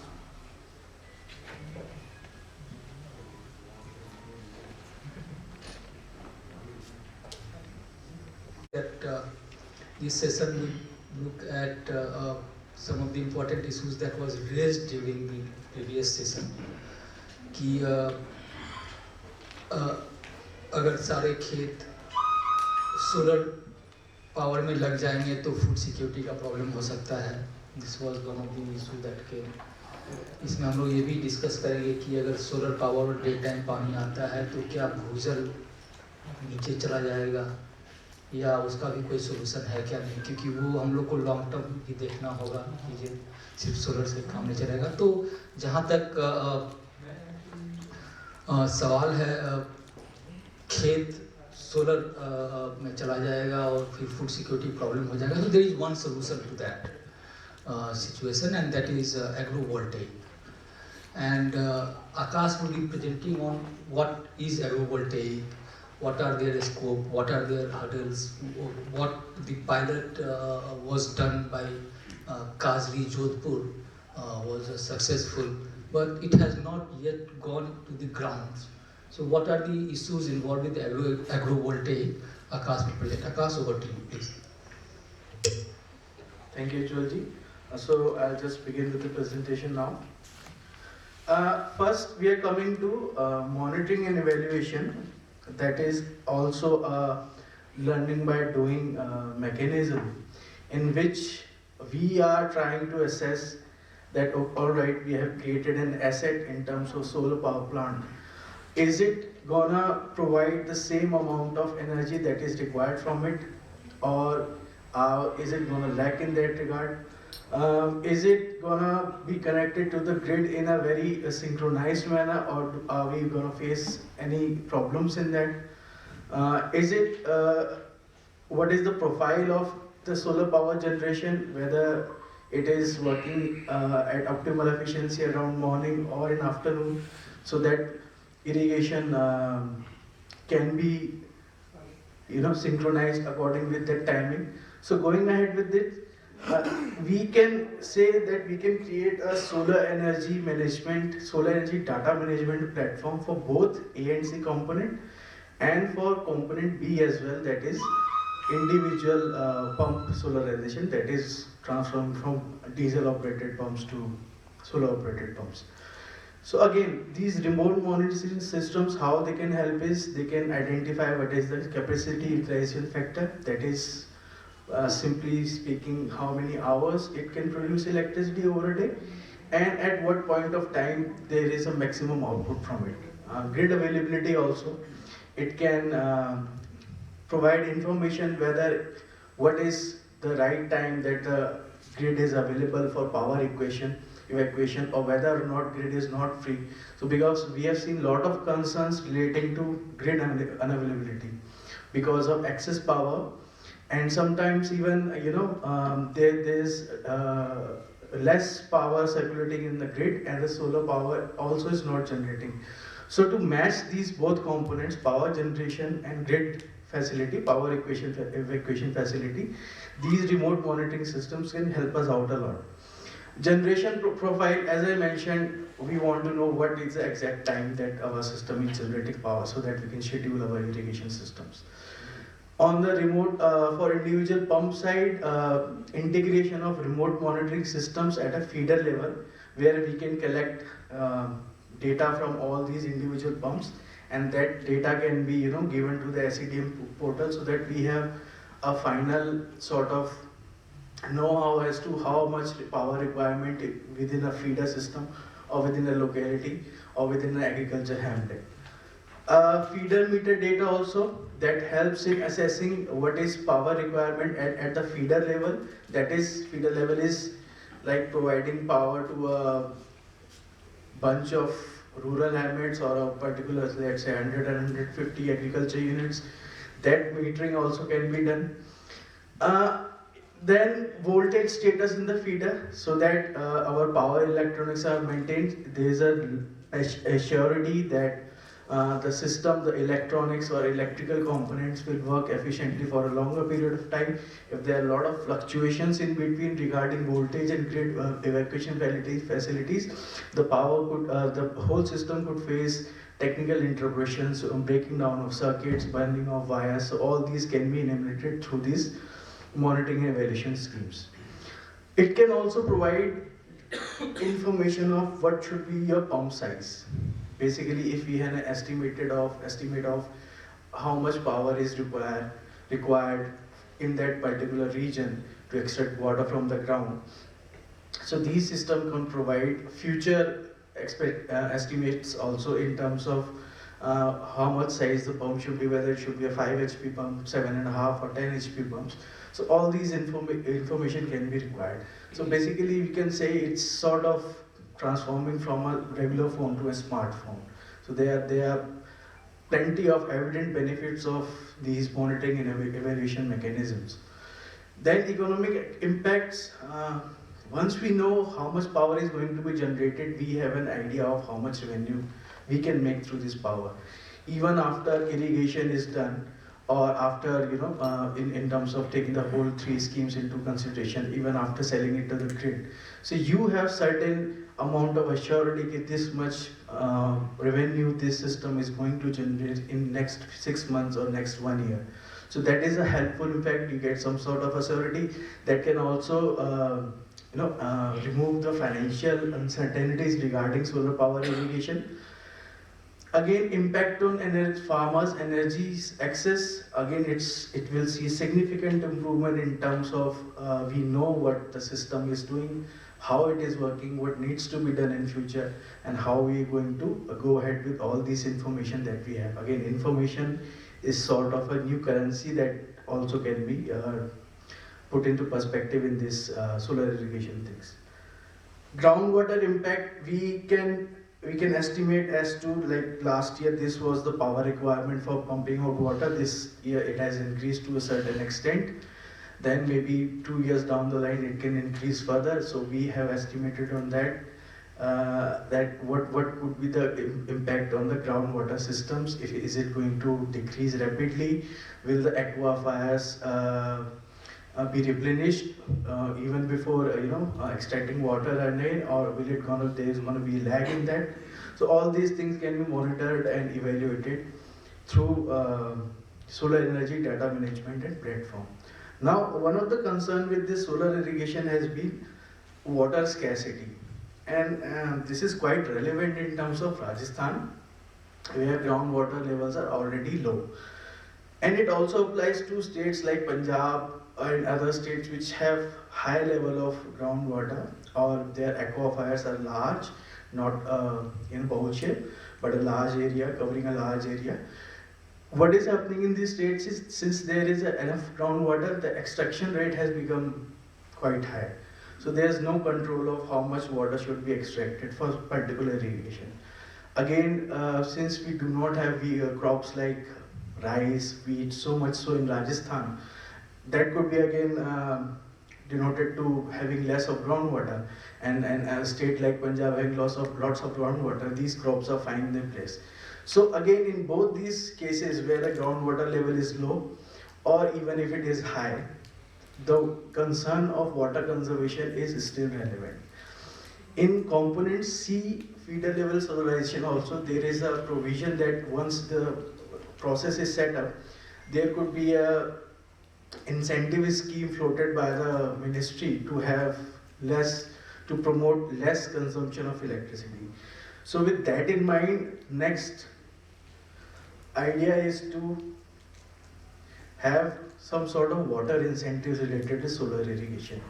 Now what are these? I'll just try to explain it with a scheme that was launched in 2018 in Punjab, that is Pani Bachao Paisa Kamao scheme. Again, linkages with KUSUM scheme, it addresses the concerns that comes through solar irrigation, daytime power supply leading to more extraction of water, and so as much as incentive schemes under the feeder level solarization as well.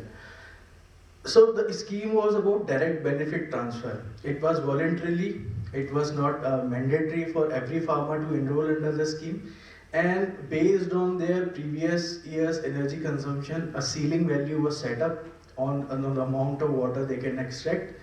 That can be measured to electrical units consumed in that extraction of water, and an incentive of 4 rupees per unit was given to these farmers. That was initially planned.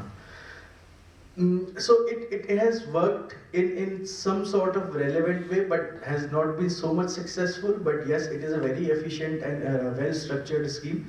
What they did was, the government initially had demonstration farms, so that the findings from the demonstration farms can be easily conveyed to the farmers, and the enrollment could be on a much higher scale. Again, there was so much of ease of operation in this scheme, in terms of there was no fine for overconsumption of electricity. Only if you consume less you will be paid. It was voluntary, not mandatory. And it prompted even some farmers to have meters installed on their units because of this economic perspective to this. Otherwise, farmers were reluctant to have meters installed. After the launch of this scheme, there were certain cases the farmers were willing to install meters. Okay, right now this is the consumption, next year the consumption will be lower than this. So I'll get some sort of incentives out of it. So that was the idea behind that. Demonstration farms had, it promoted micro irrigation like sprinkler and drip irrigation systems. It also promoted crop diversification that gives time to soil to replenish, to have those minerals and other chemicals required in soil quality to be restored through this. Flow meters that can assess that the irrigation done till now is now enough, and they can indicate whether we should stop, the pump can be stopped now. So they track the volume of water fed to the farms. Remote operation devices, again, automatically switching off and on pumps, and timely, that can be also, that was one benefit of that. And again, as a result of that, increased productivity and returns. So once these things were sort of showcased to farmers, that look, over a period of 6 months we have had these sort of benefits, not only in terms of money generated through electricity, less electricity consumption, but also through other innovative ideas that can lead to higher yield and better returns. It was, the structure of it was very institutionalized in terms of consultations. There were a lot of consultations before implementing these schemes with other government agencies, water departments, irrigation departments, people involved in irrigation activities, researchers. So a whole lot of consultations were done. Only after that, this scheme was launched. There was some political will included as well in terms of setting up executing committees at the field, district and state level. So the intent was right, the political will was right, so that this scheme has come out to be a sort of beneficial for farmers, as well as a way to reduce water consumption in the state of Punjab through direct benefit incentives. So similar sort of incentives can be introduced in Rajasthan, taking into account the geography, the economic situation of the farmers, because farmers in Punjab are considered to be rich or having a large land holdings, whereas in Rajasthan, marginal farmers are more. So in these regards, this scheme can be implemented also. Now, moving on to innovative irrigation technologies. That is again one way, apart from introducing monetary beneficial schemes, that we adopt certain technologies that can help us out in consuming less water, meanwhile maintaining the crop productivity. So drip and sprinkler irrigation, as I said, we have a drip system, a pipe system that runs around the ground, and surface irrigation that uses the gravity for the flow of water, center pivot irrigation, then we have rotating sprinklers, sub irrigation, that is only the root of the plant or the crop is watered, rest of the water is recollected through seepage system. So all these technologies can be involved. Rainwater harvesting again is a very significant phenomena, although it hasn't picked up yet in much of the state in Rajasthan, but if you go in certain parts of South India, you will see rainwater harvesting has quite been effective in not only for the use of residential purposes, but also for irrigation as well. Decreased labor, so you don't have to do manual irrigation of the farms, or carrying out water-loaded buckets and providing water to the farms. Reduced conveyance loss, that is the channels that we create for providing water to these farms. The conveyance loss is that if certain amount of water is released from one point, by the time it reaches 200 meter down the farm, the certain percentage of water is lost, or the soil has absorbed this water. The channels जो नालियाँ बनी होती हैं उसमें जो side में water जो loss होता है वो reduce हो जाता है आपका. Then prevent soil erosion also. Again, it is a formal fact. The optimum amount of water given to the soil or the land, excess of that, it will result to soil erosion, and even to the surrounding areas of the farm, which are quite wet due to this flood irrigation system, that can be restored. Less weed growth in जो पगडंडियाँ होती हैं और side में channels के across में जो weed growth होती है, which needs to be cut down on a regular interval of time, that is also done away with. So these are a lot of irrigation innovative ideas that can be implemented that are cost effective as well as less manual labor intensive. Affordable, these are not pricey things. I think one of the example was कि 1-1.25 lakh में we can have the whole system put in place. And then automated system, again these can be automated in combination with your sort of remote monitoring systems and monitoring and evaluation techniques. Both of these combined can give a huge returns and huge benefits for farmers.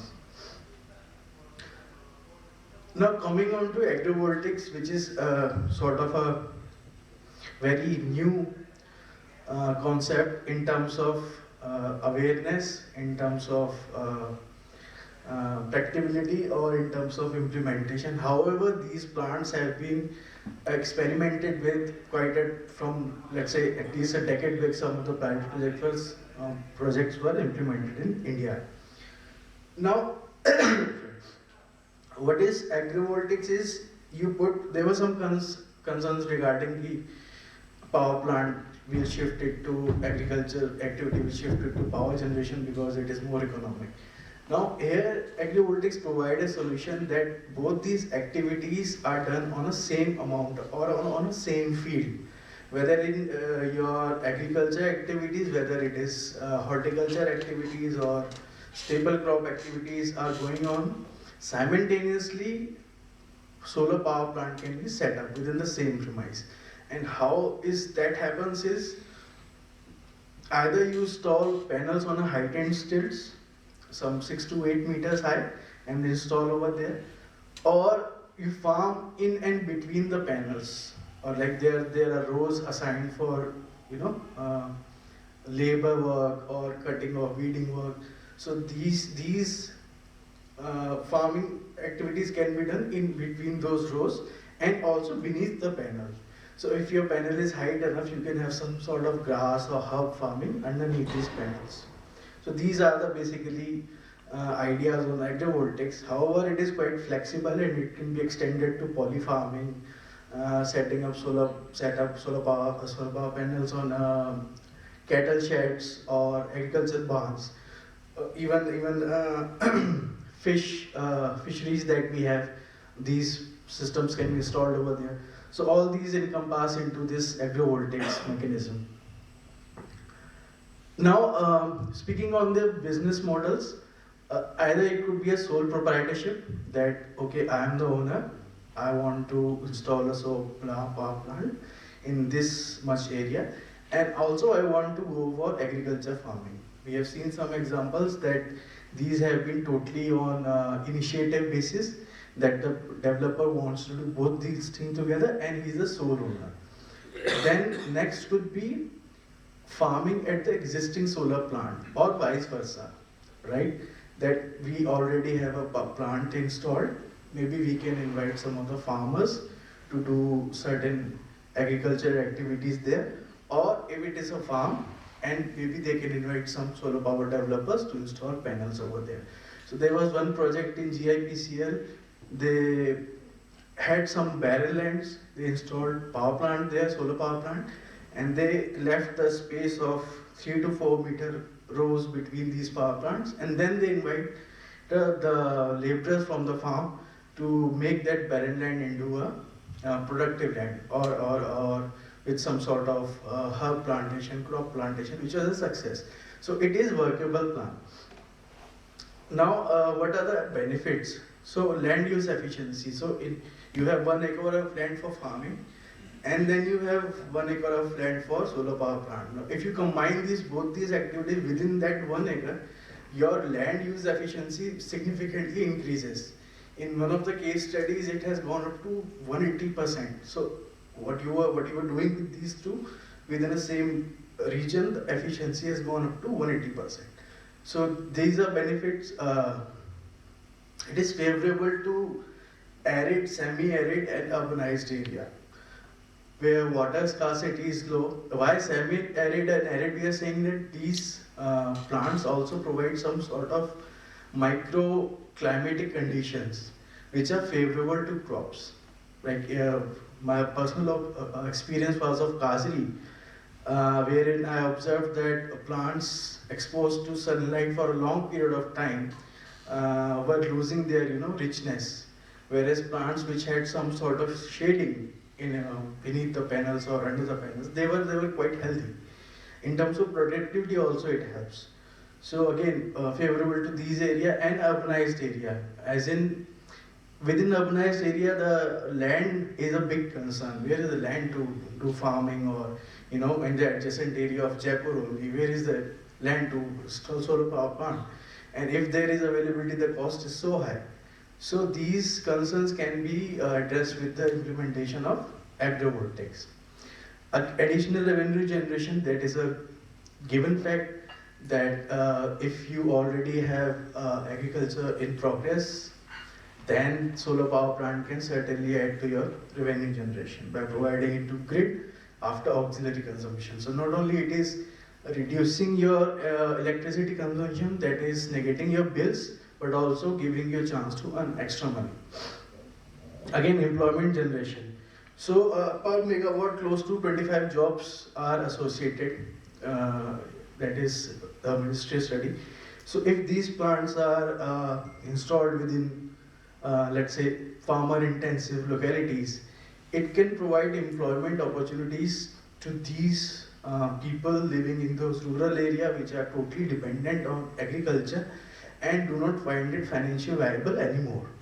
So instead of going out to cities and finding menial jobs or irregular or gig jobs, they can have their own entrepreneurship over there and maybe set up fabrication workshop or solar power supplier or even service and operation maintenance. So all these associate jobs can be grown through this agrivoltaics model. There have been around 15-16 pilots in India. All of them have been successful and all are based on different models. Some are on heightened stills, some are operating on in-between farming, in between the panel farming. So yes, this is a very novel but successful option for addressing our climate change as well. Because when we say what are the concerns related to climate change, we can say our population is increasing rapidly. We need more people to feed every year, so that requires more area for doing agriculture activities. On the same side, we need more renewable energy. We need to do away with coal and fossil fuels. So for implementing renewable energy projects also, we require more land. So in both ways, land is a big concern, and that agrivoltaics take care of that concern of land. Now coming to challenges of agrivoltaics, the market is unregulated. There's no regulation or policy regards to agrivoltaics anywhere in India as of now. So it could be some years that these policy and regulation comes, because there are challenges again, as I said. A person doing farming, and once the findings are clear that it is more economic viable to have electricity generation instead of farming, the obvious choice would be to shift to electricity generation. So the regulation must clearly define if the particular farm or particular area is going to go for agrivoltaics, then we must ensure that at least this amount of crop productivity must come from this portion of land, along with the solar power generation capacities. So there needs to be a balance in both. So that is one challenge. There's a requirement for capacity building also. Farmers are not aware of as to how these agrivoltaics can be taken care of in terms of operation and maintenance, as well as there are safety concerns with the 1000-volt DC cables lying underground or over the head. There are some sort of concerns of machine operability, whether tractors can be, plied through these fields, other agriculture machinery can be plied through these fields. So these sort of challenges are there. Preference to electricity generation, as I mentioned, the farmers would be, inclined towards going for purely electricity generation than, let's say, for manual labor-intensive farming activities. Design and crop limitations. So again, we must have some sort of framework as to what is our crop, and then how we can design our panels, right? For rice farming, we need different sort of setup. For herb farming or horticulture, we need different sort of setup. So these are some of the challenges pertaining to agrivoltaics. Maybe I'll make it more clear by this image over here. You can see here is, first one is the aerial view of a solar power plant that is in between panels. Second one is installed with a rainwater harvesting system in place. Third one again on stilts and heights. Fourth one again, fifth one again, and then fifth one we have banana farming over here. And last one also we have rice and paddy fields over here. So these are some of the designs we have ground mounted also, and we have on the stilts as well. Now, what are the international experiences with these agrivoltaics? So as you can see, China is a sort of leader in this regard, with close to 2 gigawatt of capacity, promotion through PV poverty alleviation and power generation schemes. There is a company developing 1 gigawatt agrivoltaic in Ningxia province, then Japan, followed by China. Installed capacity 500-600 megawatt. Again, promotion through feed-in tariff schemes. So these countries have these schemes in place that we in India do not have. So New Energy Industrial Technology Development Organization published new guidelines are also have been published in different countries. Germany with installed capacity of 15. German regulation again promoting for 403 megawatt agrivoltaics. Fraunhofer Institute has already published guidelines for agrivoltaics.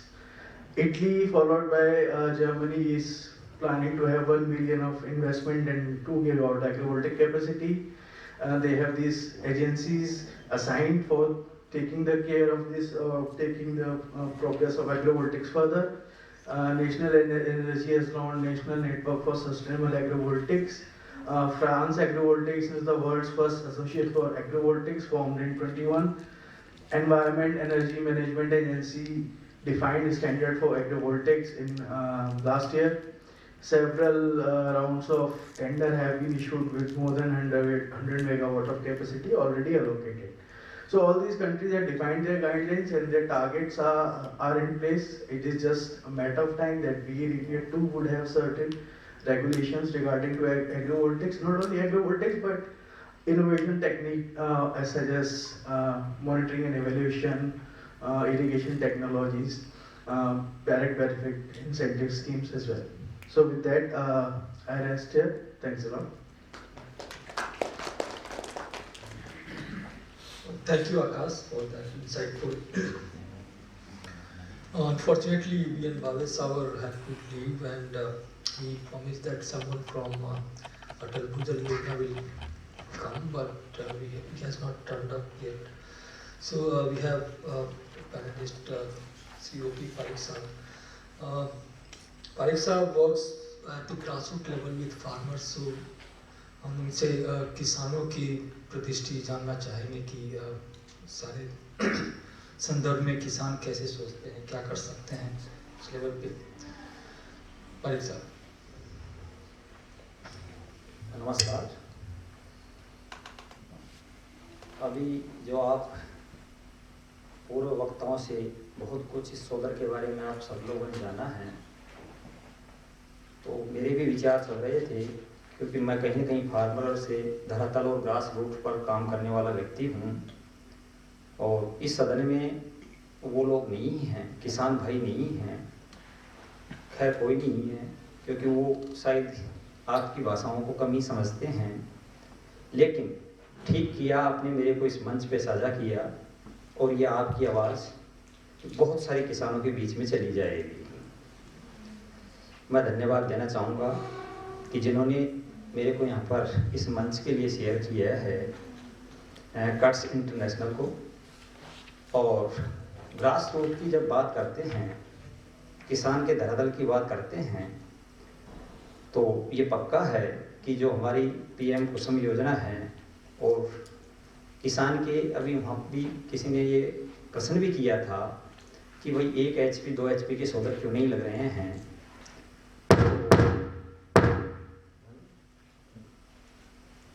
ये समझ लीजिए कि इसमें 3 HP 5 7.5 HP का ही अभी इन लोगों ने instalment किया है किसानों के यहाँ पर।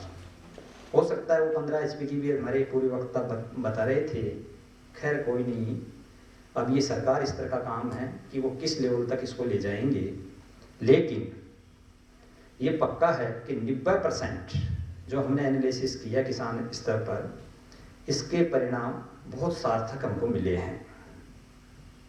सिर्फ एक जगह जाकर के थोड़ा ऐसा लगा कि अब इस धरातल में वाटर लेवल है वो कहीं न कहीं नीचे चला जा रहा है, उस जगह जाकर के ये सोलर थोड़ा कम काम कर पाता है। तो इस पर भी कहीं न कहीं हमारे वैज्ञानिक सोच रहे होंगे, वो भी उनका भी रिसर्च चल रहा होगा, और ये भी हमारे सामने आ जाएगा। लेकिन आज की जो परिदृश्य हम देखते हैं, किसान के लिए एक वरदान का काम ये कर रहा है। उसका कहीं न कहीं बहुत सारे ऐसे लाभ हैं जो हर माह अपना बिजली का कहीं न कहीं बिल चुकाता है, वो देना नहीं पड़ता है। और 5 साल तक गवर्नमेंट की ऐसी पॉलिसी है कि जो भी वहाँ सोलर पंप उसके खेत पे लगाएगा वो उसी की जिम्मेदारी है, उसको कुछ नहीं करना है, ऑटोमेटिक पूरा सिस्टम है। वो किसान स्तर जब भी सूर्य की मतलब ऊर्जाएं प्रभावित होती है, किरणें प्रकाश आता है, वो सोलर अपने आप चल जाता है। अगर बंद भी करना है तो ऑटोमेटिक रिमोट की तरह वो बंद हो जाता है। और उसको देख करके ऐसा लगता है कि वो भी कहीं ना कहीं अब इस साइंस के युग में जी रहा है। और अच्छा भी लगता है कि उसके यहाँ पर पूरी जो एक औद्योगिक क्षेत्र में हम देखने को मिलती है, वो सब चीज़ें किसान स्तर पर उसके ही वहाँ एक छोटा पावर ग्रिड लग गया। आप यूँ मानिए अगर 3 kV का भी लगता है, 3, 5 और 7.5 kV का इन्होंने अभी जनरेट किया है। 3 kV का मतलब ये है कि उसका ट्रांसफार्मर वहाँ अपने फार्म पर रख दिया, छोटी प्लेटें लगा दी, पूरा सिस्टम बना दिया, तो किसान एक अपने आप में ऊर्जावान हो जाता है। उसको विद्युत के लिए देखना नहीं पड़ता है कि कब वो बिजली आ रही है और जा रही है। वो किसी की बंदिश में नहीं है। और अभी हमारे ये दिखा रहे थे आकाश जी कि उसके नीचे कहीं प्लेटें लगती तो वहाँ भी छोटी छोटी सब्जियों वो अपने यहाँ पर उत्पादित करता है और उसका वेस्टेज पॉइंट नहीं देखने को मेरे को मिला। अगर इलेक्ट्रिक की हम बात करते हैं तो बहुत सारे लोगों के बारे में मैं सुनता रहता था, आज किसान कहीं न कहीं उसकी डेथ हो गई, वो करंट मार गया, आज उसको सरकार स्तर पे भी कई मुद्दे उठते थे और कहीं न कहीं उसको राहत दी जाती थी। अब इसमें कहीं भी ऐसा मेरे को विगत 2012 से मैं इस कार्यक्रम को देख रहा हूँ और बहुत सारे किसानों के बीच में जा करके हमने ये लगवाया है, तो वहाँ पर एक भी कैजुअलिटी की हमारे सामने नहीं आई, क्योंकि वो डीसी पॉइंट होता है, उसमें करंट का भी कोई इशू नहीं आता है। जहाँ तक करंट के बिना तो खैर विद्युत वो चलेगी भी नहीं, लेकिन एक जनरली करंट नहीं आता है। प्लेट के टच करेगा किसान या किसी उसके नीचे जो सिस्टम बना हुआ है ऑटोमेटिक चल रहा है, तो वहाँ कहीं कोई करंट का इशू भी नहीं आता है। तो इसका मायना हम ये समझ पाते हैं कि किसान स्तर पर एक तो पानी का जो वाटर लेवल का जो समस्या है, अगर वो कहीं भी थोड़ा इस पानी पे भी कोई मंथन हो जाए और वाटर लेवल पे भी विचार, बहुत सारी ERCP योजनाएं चल रही है कि साहब वो 13 जिलों को उससे जोड़ देंगे, तो मेरे को लगता है कि बहुत सारा हमारा किसान को राहत मिल जाएगा। और जैसे अभी ये किसान के लिए 40 पे जो रिसर्च चला है कि पावर ग्रिड लगाया है, उनमें भी मेरे बहुत सारे रिलेटिव भी हैं और जानकार भी हैं। उनके रिजल्ट भी हमको अच्छे देखने को मिल रहे हैं। एक दत्तवास में ही जो अभी बात चल रही थी वो मेरा ही ब्याही है, डॉक्टर शक्ति सिंह पारीक है, और आप ताज्जुब करोगे वो विद्युत निगम में यहाँ डॉक्टर है भवनी, उनके यहाँ पर वो ग्रिड जब लगी तो बहुत सारे लोग उनके पीछे भग रहे हैं और हर किसान ये चाहता है कि मेरे भी ये फार्म पे लग जाएगी, क्योंकि इससे कहीं न कहीं घर बैठे वो इनकम का स्रोत तो बढ़ता ही है और बहुत सारे लोगों को रोजगार भी कहीं न कहीं देखने को मिलता है। आप ताज्जुब करोगे कि किसान स्तर पर जब पहली बार 2012 में राजस्थान में 3 HP का पंप मेरे फार्म पे लगा,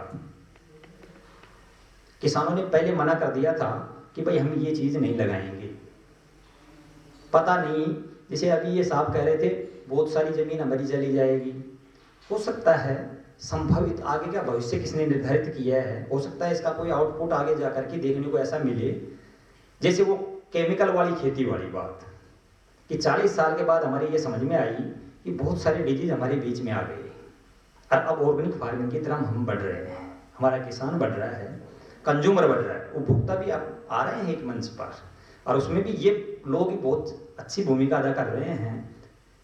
कट्स इंटरनेशनल का बहुत अच्छा योगदान है, 12 जिलों में इनका प्रोजेक्ट प्रो स्कोप परियोजना चल रही है, उसमें भी कहीं न कहीं हमारी भागीदारी है। और जब ये देखने को मिलता है तो ये समझ में आता है, लेकिन इस विगत 10 साल से मेरे ये समझ में नहीं आई कि सोलर से कोई नुकसान देखने को नहीं मिला। सोलर जो पंप लग रहे हैं किसानों के यहाँ पर, सिर्फ अब वाटर लेवल नीचे चला गया, उसमें सोलर का कोई दोष नहीं है, वो अपने आप ही, वो तो प्रकृति का एक अनूठा संगम है, वो तो उसको संजो के रखना ही पड़ेगा, तभी जाकर के बात बनेगी। बाकी इस सोलर से कोई ऐसा इम्पैक्ट देखने को इस विगत 10 ईयर्स देखने को नहीं मिला है, और हो सकता है संभावित आने वाले समय में कोई ऐसी अति तो सबकी ही ठीक नहीं है। जैसे मान लो बहुत सारे किसान अपने फार्म पर जब ये बड़ी बड़ी ग्रेडों का कहीं भी एस्टैब्लिश करेंगे या लगाएंगे, स्थापित करवाएंगे, हो सकता है आगे जाकर के कोई ऐसा हमको देखने को मिले, वो मैं नहीं कह सकता। लेकिन फिर भी अगर इसको, जैसे आप ये भी अभी मंथन चल रहा था कि भाई बड़े बड़े उद्योगपति अगर इसको लगा रहे हैं, तो हम तो यही आप लोगों से सजेस्ट करना चाहेंगे कि क्यों नहीं, किसान भी आज बहुत सारे कहीं न कहीं उनकी भी कंडीशन ठीक है, और ऐसे किसानों को चिन्हित कर लिया जाए। जरूरी नहीं है कि वो फाइनेंस के बेतौर जैसे कोई बैंक के सहयोग से ही काम करेंगे। अगर आपके कहीं भी कोई बात ऐसी बनती है तो मैं आपको लिस्ट प्रोवाइड करा दूंगा। मेरे पास बहुत सारे ऐसे किसान हैं जिनको इन बैंकों की भी जरूरत नहीं है, और वो डायरेक्ट जो भी आपका 60% तो आप बता रहे हैं सब्सिडी, और 40% का जहाँ इशू आता है वो डायरेक्ट जमा कराने को तैयार है। तो वो भी अगर ऐसी कोई बात बनेगी तो उसके लिए भी हम तैयार हैं, और कोशिश करते हैं कि लगभग 13 जिलों में पूरे जो प्रोग्रेसिव फार्मर्स हैं आप यूँ समझिए कि पूर्वी राजस्थान के लगभग किसान मेरे को निजी तौर पर सब लोग पहचानते हैं और जानते हैं। अगर ऐसी कोई बात बनती है तो हम इस काम के लिए आपके लिए प्रतिबद्ध हैं, तैयार हैं और इसको ज़्यादा से ज़्यादा अच्छा कराने के लिए, क्योंकि मेरा जो सोच है वो ये है कि राजस्थान में तो सूर्य के प्रकाश की कमी नहीं हो सकती है। यहाँ तो पूरा डिजर्ट एरिया है और इसमें जब किसान की इनकम का अगर हम देखते हैं कहीं, तो चलो सोलर से ही कहीं उनकी इनकम बढ़े, कहीं तो किसान को कहीं तो देखना ही पड़ेगा। और इससे संबंधित वैसे वाइड काम है, बहुत सारे वक्ताओं ने बहुत कुछ बताया है, लेकिन फिर भी अगर कोई ऐसी बात बनती है और मेरे से संबंधित कोई आपको जानकारी इससे और भी चाहिए तो मैं उस मंच से भी दे दूंगा, कोई बात नहीं है, आप पूछ सकते हैं। धन्यवाद। धन्यवाद रूपी साहब। दो फॉलो सवाल। ये जो पीएम कुसुम योजना से जो सब्सिडी रिलेटेड या कुछ जो पेमेंट किसान को होता है तो उसमें कुछ बाधाएं आई हैं और जनरली कोई बाधाएं हैं तो क्या है? नहीं, इसमें क्या है कि जो फार्मर्स लेवल पे हम देखते हैं तो इस पे प्रत्येक डिस्ट्रिक्ट पर अभी जो इन्होंने पहले विद्युत निगम को बीच में दिया था चार्ज कि विद्युत निगम के माध्यम से काम हो, और अगर वो अपना जो पहले से उसने इलेक्ट्रिक जो कनेक्शन ले रखा है अगर उसको वो डिस्पोज करता है, उसको बंद करता है, तो उसको 10% एक्स्ट्रा सब्सिडी दे दी जाएगी। कुछ ऐसा उनका प्रावधान था। और पहले उद्यान निदेशालय के माध्यम से काम हो रहा था, लेकिन अब प्रत्येक डिस्ट्रिक्ट वाइज असिस्टेंट डायरेक्टर या डिप्टी डायरेक्टर बैठते हैं, वहाँ पर ऑनलाइन इसको ई मित्र पे जाइए और कोई भी किसान अपने यहाँ पर उसको फार्म को अपलोड करा सकता है। 0.5 यानी 2 बीघा पक्की जमीन होना अनिवार्य है, वो अपना काम कर सकता है। तो लगभग जो मेरा आइडिया है वो ये है कि अगर हम 3 HP की मोटर लेते हैं, पंप लेते हैं, तो उस पर 60,000 के लगभग उसका किसान का पैसा लगेगा। अब वो अगर डायरेक्ट देता है तो अच्छी बात है, नहीं तो फिर उसमें भी बैंक की व्यवस्थाएं हैं। ठीक है सर, वो पूरी व्यवस्थाएं कराती है सरकार। दूसरा हमने देखा है इसका कि जब वो मान लो अगर 5 HP का लेता है तो वो लगभग 1 लाख रुपए के आसपास उसका बनता है। थोड़ा इसमें SC/ST का भी इन्होंने प्रावधान रखा कि 10-20 हज़ार और उसको बेनिफिट हो जाता है अगर वो कहीं इसको कैटेगरीज या इसमें SC/ST में आ रहा है। और अगर 7.5 HP का वो लेता है तो 1,38,000 रुपये उसको पे करने पड़ते हैं। अब आगे जो जो ये बढ़ती जाएगी और रिक्वायर आती जाएगी उस हिसाब से ये अपना सेटलमेंट करते जाएंगे, लेकिन अभी फिलहाल 70 से 80% इन्होंने छूट का प्रावधान रखा है इसमें। एक समय ऐसा था कि पहले शुरुआत में 85% छूट थी और सभी कैटेगरीज में, यानी सभी जातियों को, उसमें कोई SC/ST का प्रावधान नहीं था। लेकिन अब जाकर के इन्होंने थोड़ा सा ऐसा बनाया है कि भाई SC/ST के लिए थोड़ा अलग कर दिया और जनरल के लिए अलग कर दिया, लेकिन फिर भी 70% के लगभग तो इसमें छूट है ही सब्सिडीज। Thank you. आप ज़्यादातर मेरा समझ जैसा है कि कुसुम बी वाले जो सोलर पंप हैं उससे ज़्यादा आपका पाला पड़ा है। क्या आपके इलाके में आपके नज़र में कोई ऐसा प्लांट है जो कुसुम ए माने बहुत सारे खेत पे बहुत सारे पैनल्स लगा करके वो डायरेक्ट बिजली बेचते हैं ग्रिड को, ऐसा है क्या? तो बिल्कुल, मैंने अभी आपसे निवेदन किया था कि दत्तवास के पास मित्रपुरा एक छोटा सा गांव है और उस गांव में भी एक मोरण विलेज पड़ता है मित्रपुरा पंचायत में, शायद हो सकता है टोंक डिस्ट्रिक्ट में आता है। वहां पर मेरे एक रिलेटिव है और उसके यहाँ ये चीज लगी है पावर ग्रिड वाली, और उसके रिजल्ट बहुत अच्छे देखने को मिले हैं। अगर वो यहाँ किसानों के लगता है, बहुत सारे किसान इस बात को लेकर के मुद्दा उठा रहे हैं, लेकिन अब पता नहीं इनके पास या तो सॉर्टेड है, छोटा हो सकता है, कम हो वो काम, लेकिन इसके लिए बहुत तैयार है। हो सकता है किसान जो लेना चाहते हैं उस सरकार की नज़र में नहीं हो, या यहाँ जो अभी ये बैठे हैं हमारे जो इसको लगाते हैं, क्या बोलते हैं इसको, हाँ डेवलपर, ठेकेदार महोदय, अब हो सकता है इन कंपनियों को ये पता नहीं है कोई कौन सा किसान लगाना चाहता है।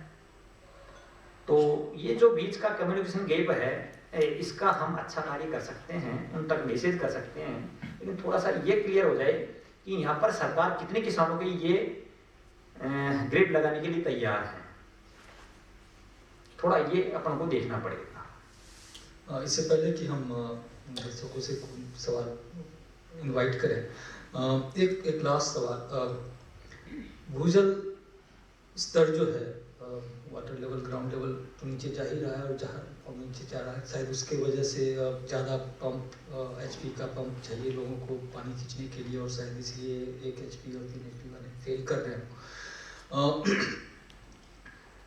तो क्या किसान इस चीज़ से जागृत है कि भाई पानी बहुत नीचे चला जाएगा तो कल की खेती भी नहीं होगा, या उसके लिए वो स्प्रिंकलर्स या ड्रिप इरिगेशन लगाने को तैयार है, लगा रहे हैं, उसके बारे में जागरूक हैं, क्या कुछ बताएं?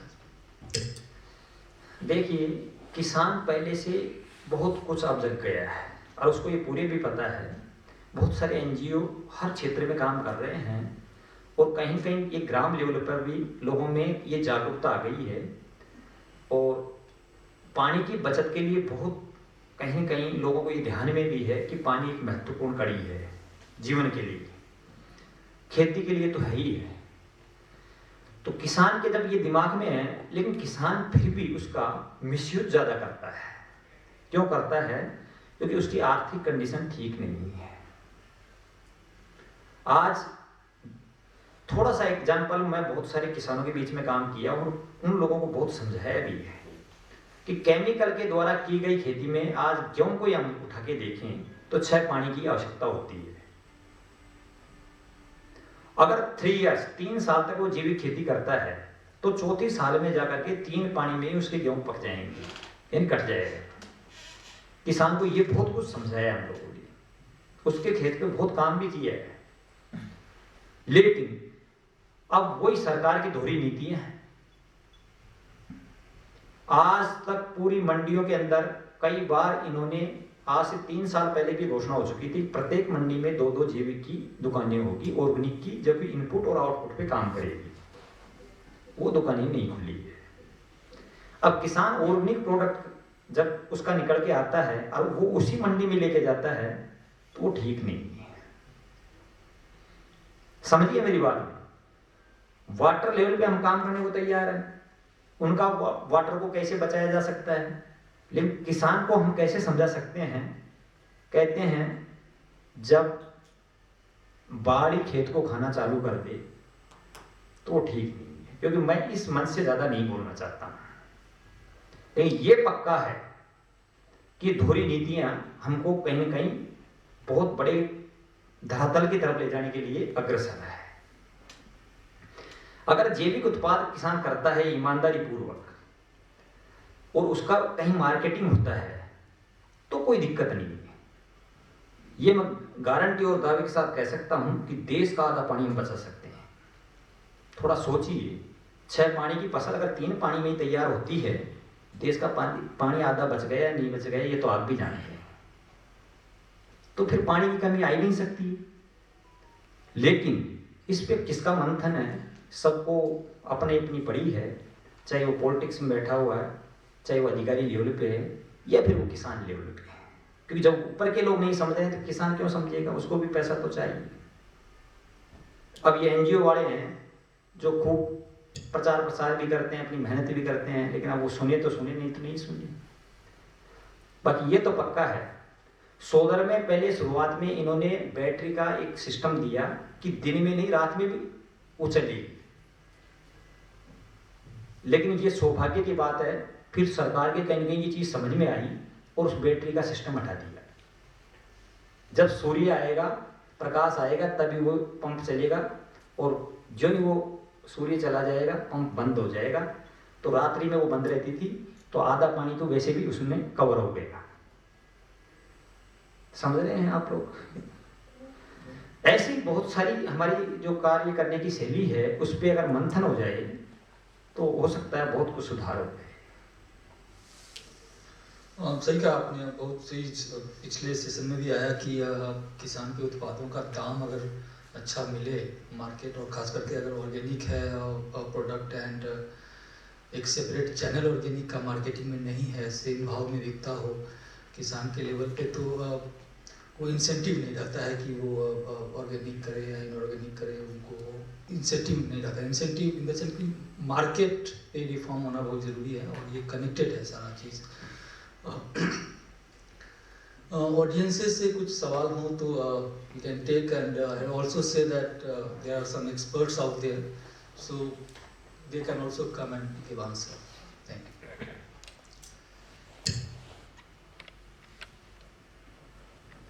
सर मैं तो ये जानना चाहता हूँ कि आज ये जो आपने प्रोग्राम रखा है, इसमें कर्ज का क्या इंटरेस्ट है, और अगर कर्ज का जो इंटरेस्ट है, मैं पिछले 25 साल से सोलर में वर्क कर रहा हूँ और काफ़ी गाँवों में राजस्थान में घुमा हूँ, तो उसमें हम कर्ज की कैसे हेल्प कर सकते हैं, कर्ज के साथ क्या हम कैसे एसोसिएट हो सकते हैं? कर्ज के साथ एसोसिएट होने का हमारा पहले तो इंटरेस्ट क्या है, तो इंटरेस्ट दुनिया को बेहतर बनाना है, इसमें हम भी हैं। एक क्लाइमेट चेंज बड़ा मुद्दा है, एक वो है, इससे बहुत कुछ एड्रेस हो जाता है उससे। दूसरा मुद्दा है किसानों का इनकम बढ़ाना। कर्ज आज की डेट में करीब 30 से 34 FPOs पे काम कर रही, 3-4 तो ऑलरेडी धरातल पे है, और इनफैक्ट हम इससे बाद में पूछना भी चाहेंगे कि FPOs को कैसे हम कुसुम ए से जोड़ सकते हैं ताकि वो इकट्ठा होकर के पावर प्रोड्यूस में भी लग जाए। तो कर्ज का ये इंटरेस्ट है कि FPOs से हम लोग किसान लेवल का भी बढ़ाना चाहते हैं, प्लस क्लाइमेट चेंज भी अच्छा होना चाहिए ताकि सबका लाइफ अच्छा हो। और जहाँ तक कर्ज से जुड़ने की बात है तो you are most welcome, any time आप बात कर सकते हैं, कैसे जुड़ना चाहें, किस तरह से इस तरह जुड़ना चाहें। और हम लोग का सिर्फ एनर्जी पे नहीं काम है, इकोनॉमिक पॉलिसीज़, एग्रीकल्चर, मार्केटिंग, सब चीज़ पे काम है हम लोग का, तो कनेक्टेड है चीज़ सब जी। Thank you. Any other questions? Yeah, my name is Himanshu. I am from World Resources Institute, WRI. Please. तो मेरा क्वेश्चन श्री पारेख जी से, सर आपका सेशन बहुत अच्छा था और उसमें हमें काफ़ी चीज़ें जानने को मिली कि फार्मर्स के चैलेंजेस क्या हैं और कैसे वो लोग प्रोसीड कर रहे हैं इन सब चीज़ों में, सोलराइजेशन में। मेरा सर एक था कि अभी जो हमारा टैरिफ रेट है फार्मर्स के लिए, किसानों के लिए, वो सब्सिडी ने बिल्कुल न्यूट्रलाइज़ किया हुआ है, तो फार्मर्स अभी कुछ भी पे नहीं कर रहे हैं बिजली की खपत का, अगर देखा जाए तो। दूसरी चीज़ सर, जितनी भी इम्प्लीमेंटेशन बॉडी हैं कुसुम स्कीम की, वहाँ से सबसे एक ही चैलेंज आता है कि अगर 40% भी सब्सिडी 60% सब्सिडी कंपोनेंट को रिड्यूस करने के बाद जो 40% बचता है उसमें फार्मर्स इंटरेस्टेड नहीं है, बिकॉज उनके पास टैरिफ अभी बिल्कुल नॉर्मलाइज है क्योंकि उनको कुछ नहीं देना पड़ रहा। तो जैसे आपने बोला कि आपके पास फार्मर्स की लिस्ट है जो कि 40% भी इन्वेस्ट करने के लिए तैयार हैं, तो मुझे उसमें ये जानना था कि उन फार्मर्स का मतलब मोटिवेशन फैक्टर क्या है, वो लोग क्यों इसमें इन्वेस्ट करना चाह रहे हैं, या फिर आपने किस लेवल पे मोटिवेशन दिया है उनको, ये मुझे जानना था। बहुत अच्छा प्रश्न इन्होंने किया है, और इनका मानना यह है कि अभी जो इलेक्ट्रिक है, विद्युत है, उसका भी बिल नहीं भरना पड़ रहा है किसानों को, ऐसा इनका मानना है। विगत 30 साल से मैं कृषि पे कार्य कर रहा हूँ। जब जब इलेक्शन हमारे नज़दीक आते हैं, ये वसुंधरा सरकार ने भी 1 साल के लिए हमारा बिजली का बिल माफ़ किया था किसानों का, और वही अब ये गैलोजी करने जा रहे हैं। लेकिन जब बिजली का बिल देना पड़ेगा तब कौन देगा? तब किसान ही तो देंगे, ये तो पक्का है। ये माफ़ नहीं कर सकते हैं। अगर माफ़ कर सकते हैं तो फिर ये उच्च लेवल का काम हो गया, फिर ठीक है। अगर वो स्थिति आ जाती है, बिजली का बिल नहीं देना पड़ता है, तो ठीक है, किसान उस स्तर पे काम कर लेंगे, मेरी कोई ये प्रॉब्लम नहीं है।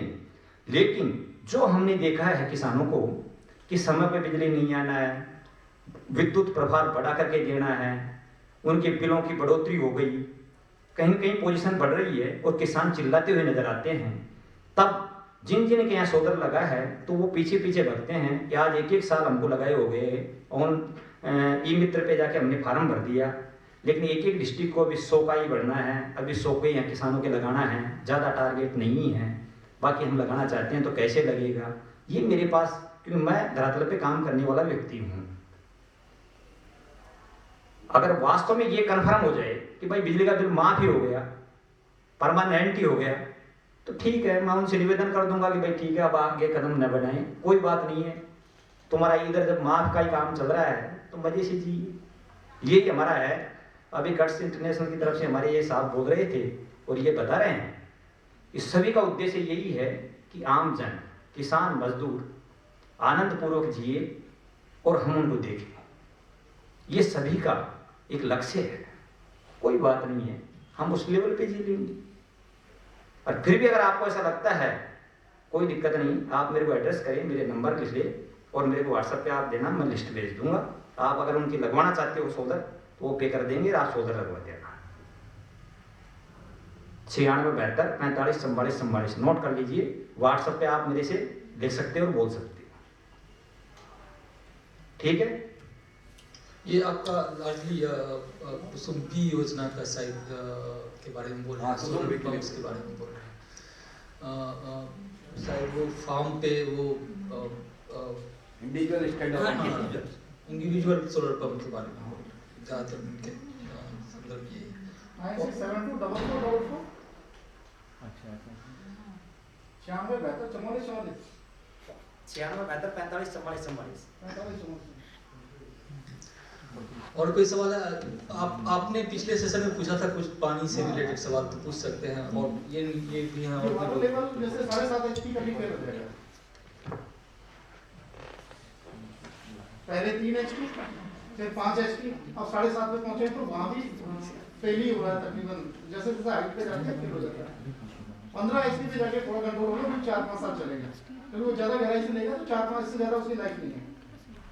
और जो सोलर पैनल लगवाना चाहते हैं, तो जिनके घरों में कनेक्शन नहीं है वो खुदे हुए, लेकिन कनेक्शन नहीं, क्योंकि आरएससीबी का भी जो लोड आता है मेजरमेंट वो बहुत ज्यादा हैवी आता है कि 1 लाख का डिमांड नोट आ गया, 1.5 लाख आ गया, वो आदमी कनेक्शन नहीं लगवा पाता है। तो जमीन उसके पास कम है, 2 बीघा 3 बीघा 4 बीघा, उसमें वो कनेक्शन नहीं लेगा। फिर तो डिमांड नोट इतना हैवी होता है कि उसका बिजली का बिल से फर्क नहीं पड़ता, डिमांड नोट से फर्क पड़ता है।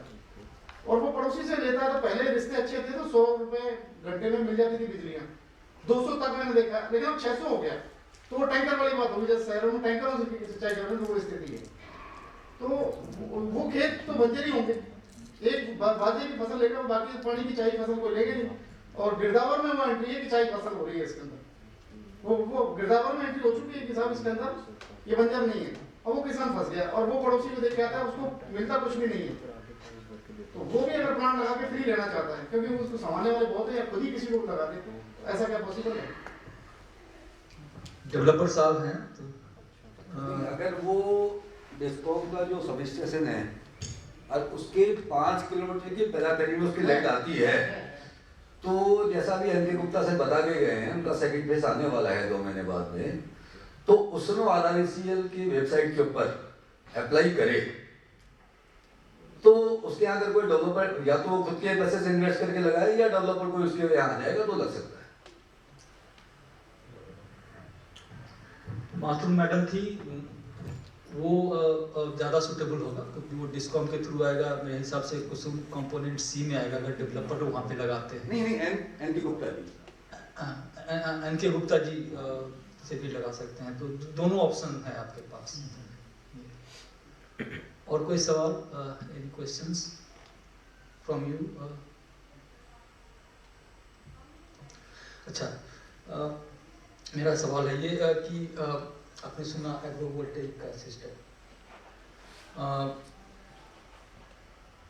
तो पिछले सेशन में आपने शायद ये भी सुना होगा कि माथुर मैडम बोल रही थी कि इतना सारा लैंड बैंक में इतना सारा एप्लीकेशन आ गया है, अब सरकार में ये भी चर्चा चल रही है कि फूड सिक्योरिटी का क्या होगा सब अगर प्लांट लगा देंगे। इस तरह से चलते रहा और इस स्थिति से चलता रहा, क्योंकि एग्रीकल्चर मार्केटिंग से उत्पाद से बहुत ज़्यादा कमाई नहीं हो रहा जितना कमाई उनको लैंड लीज करके या खुद प्लांट लगा करके हो रहा है।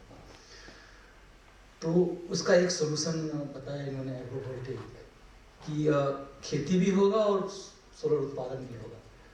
तो इसमें अगर किसान को हमको प्रेरित करना है, क्योंकि ये विन विन सिचुएशन है, तो इसके लिए क्या क्या कर सकते हैं कि किसान एग्री हो जाए कि हाँ अगर प्लांट लगवाएं तो एग्रो वोल्टेइक वाला लगवाएं, ताकि खेती भी कर पाए और पावर जनरेशन भी हो पाए। बिल्कुल सही कह रहे हैं आप कि अगर मान लो किसान जागरूक है या वो बिजनेस माइंडेड व्यक्ति है किसान, तो वो सफल हो सकता है, कोई बात नहीं है, वो सब समझ जाता है। और कंपनी लगाने वाले भी इस बात को जानते हैं, इस तकनीकी से लगाते हैं कि उसका प्रकाश हमेशा उसी दिशा में लगाया जाएगा कि फसल को भी प्रकाश मिले और प्लेट को, मतलब जहाँ से विद्युत निकलेगी जो प्लेटें हैं उसको भी प्रकाश मिले। वो सब मैंने देख रखा है, अगर वो चाहते हैं किसान तो हो जाएगा।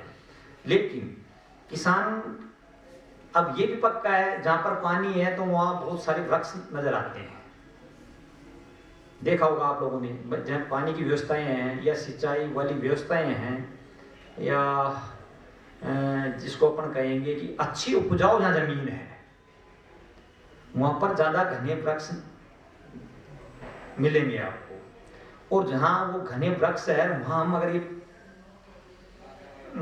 प्लेटें लगाते हैं या सोलर लगाते हैं या ग्रिड लगाते हैं तो वो वृक्ष कटना निश्चित है, क्योंकि ये संभव नहीं है। छोटी जो क्रॉप है, फसल है, वो तो लगा सकते हैं, लेकिन अब बड़े वृक्ष तो सबको काटना ही पड़ेगा, तो वो प्रकृति के लिए फिर ठीक नहीं है। तो किसानों को ये भी अपन को समझाना है कि इतनी जल्दीबाजी भी नहीं करे, और जहाँ वास्तव में पड़ी हुई भूमि है, जो मृदा ऐसी है जो काम नहीं आ रही है, रेगिस्तान है, उसमें उपजाऊपन नहीं है या वहाँ पर किसी प्रकार की कोई फसल नहीं हो रही है, ठीक है, अगर उस स्तर तक लग रही है जब तो ठीक है। बाकी अब यूँ जनरली अगर अपन हर किसान इसके पीछे भगेगा तो वो भी ठीक नहीं है, क्योंकि ये तो आप भी जानते हो कि अति तो सबकी बुरी है।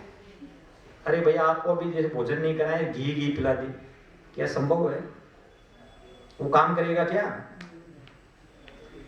पानी पीना पड़ेगा, भोजन भी करना पड़ेगा, चाय भी आपको लेनी पड़ेगी, घी की जगह घी काम आएगा। उसी प्रकार किसान का मतलब यह है कि उसका पूरा दिमाग इसमें न चला जाए, नहीं तो फिर उसका कहीं कहीं घातक परिणाम भी हमको देखने को मिलेंगे। Thank you. इसी समाप्त कर सकते हैं। Would like to invite GI से to present some vote of thanks.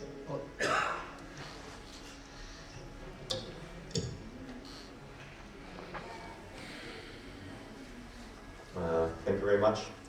It's a pleasure to deliver the vote of thanks.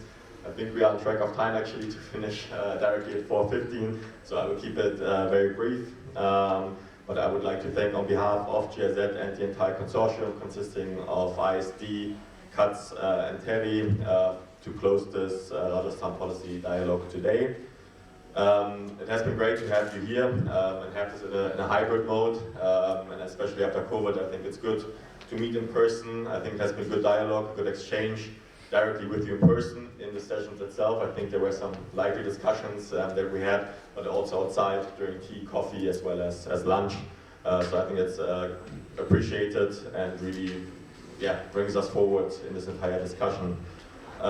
Special thanks go out to Himani Mehta from MNIE, as well as to Mr. Anil Kumar Dhaka for the keynote address today. I would also like to thank especially the moderators of the session today, Ujjwal and also Siddharth, for that, for the good discussions, for steering that.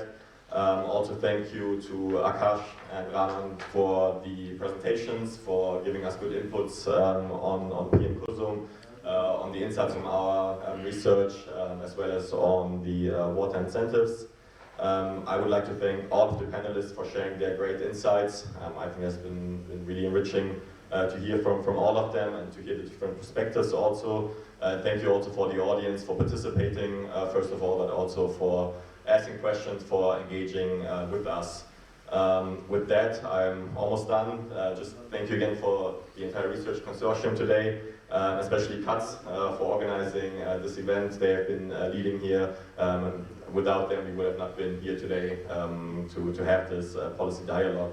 And with that, I would just like to draw the attention again to our guidebook that we have here from the past, but also, maybe more importantly almost, for the new guidebook that is then being published most likely in March, April. We will be sharing that with you then virtually as well. So I hope that the guidance that we have in there will help you as well. And with that, thank you very much. Have a good day. Thank you. पीछे QR code है, एक पुराना guidebook है हमारा कुसुम योजना B पे, और खासकर सोलर पंप्स। तो मोबाइल से उसको स्कैन करेंगे तो वो डॉक्यूमेंट आपके मोबाइल में आ जाएंगे, तो कर सकते हैं। Guidebook that we are working on, जो हम लोग अभी काम कर रहे हैं, वो मार्च अप्रैल में आ जाएगी और सबको हम लोग भेज देंगे। Thank you.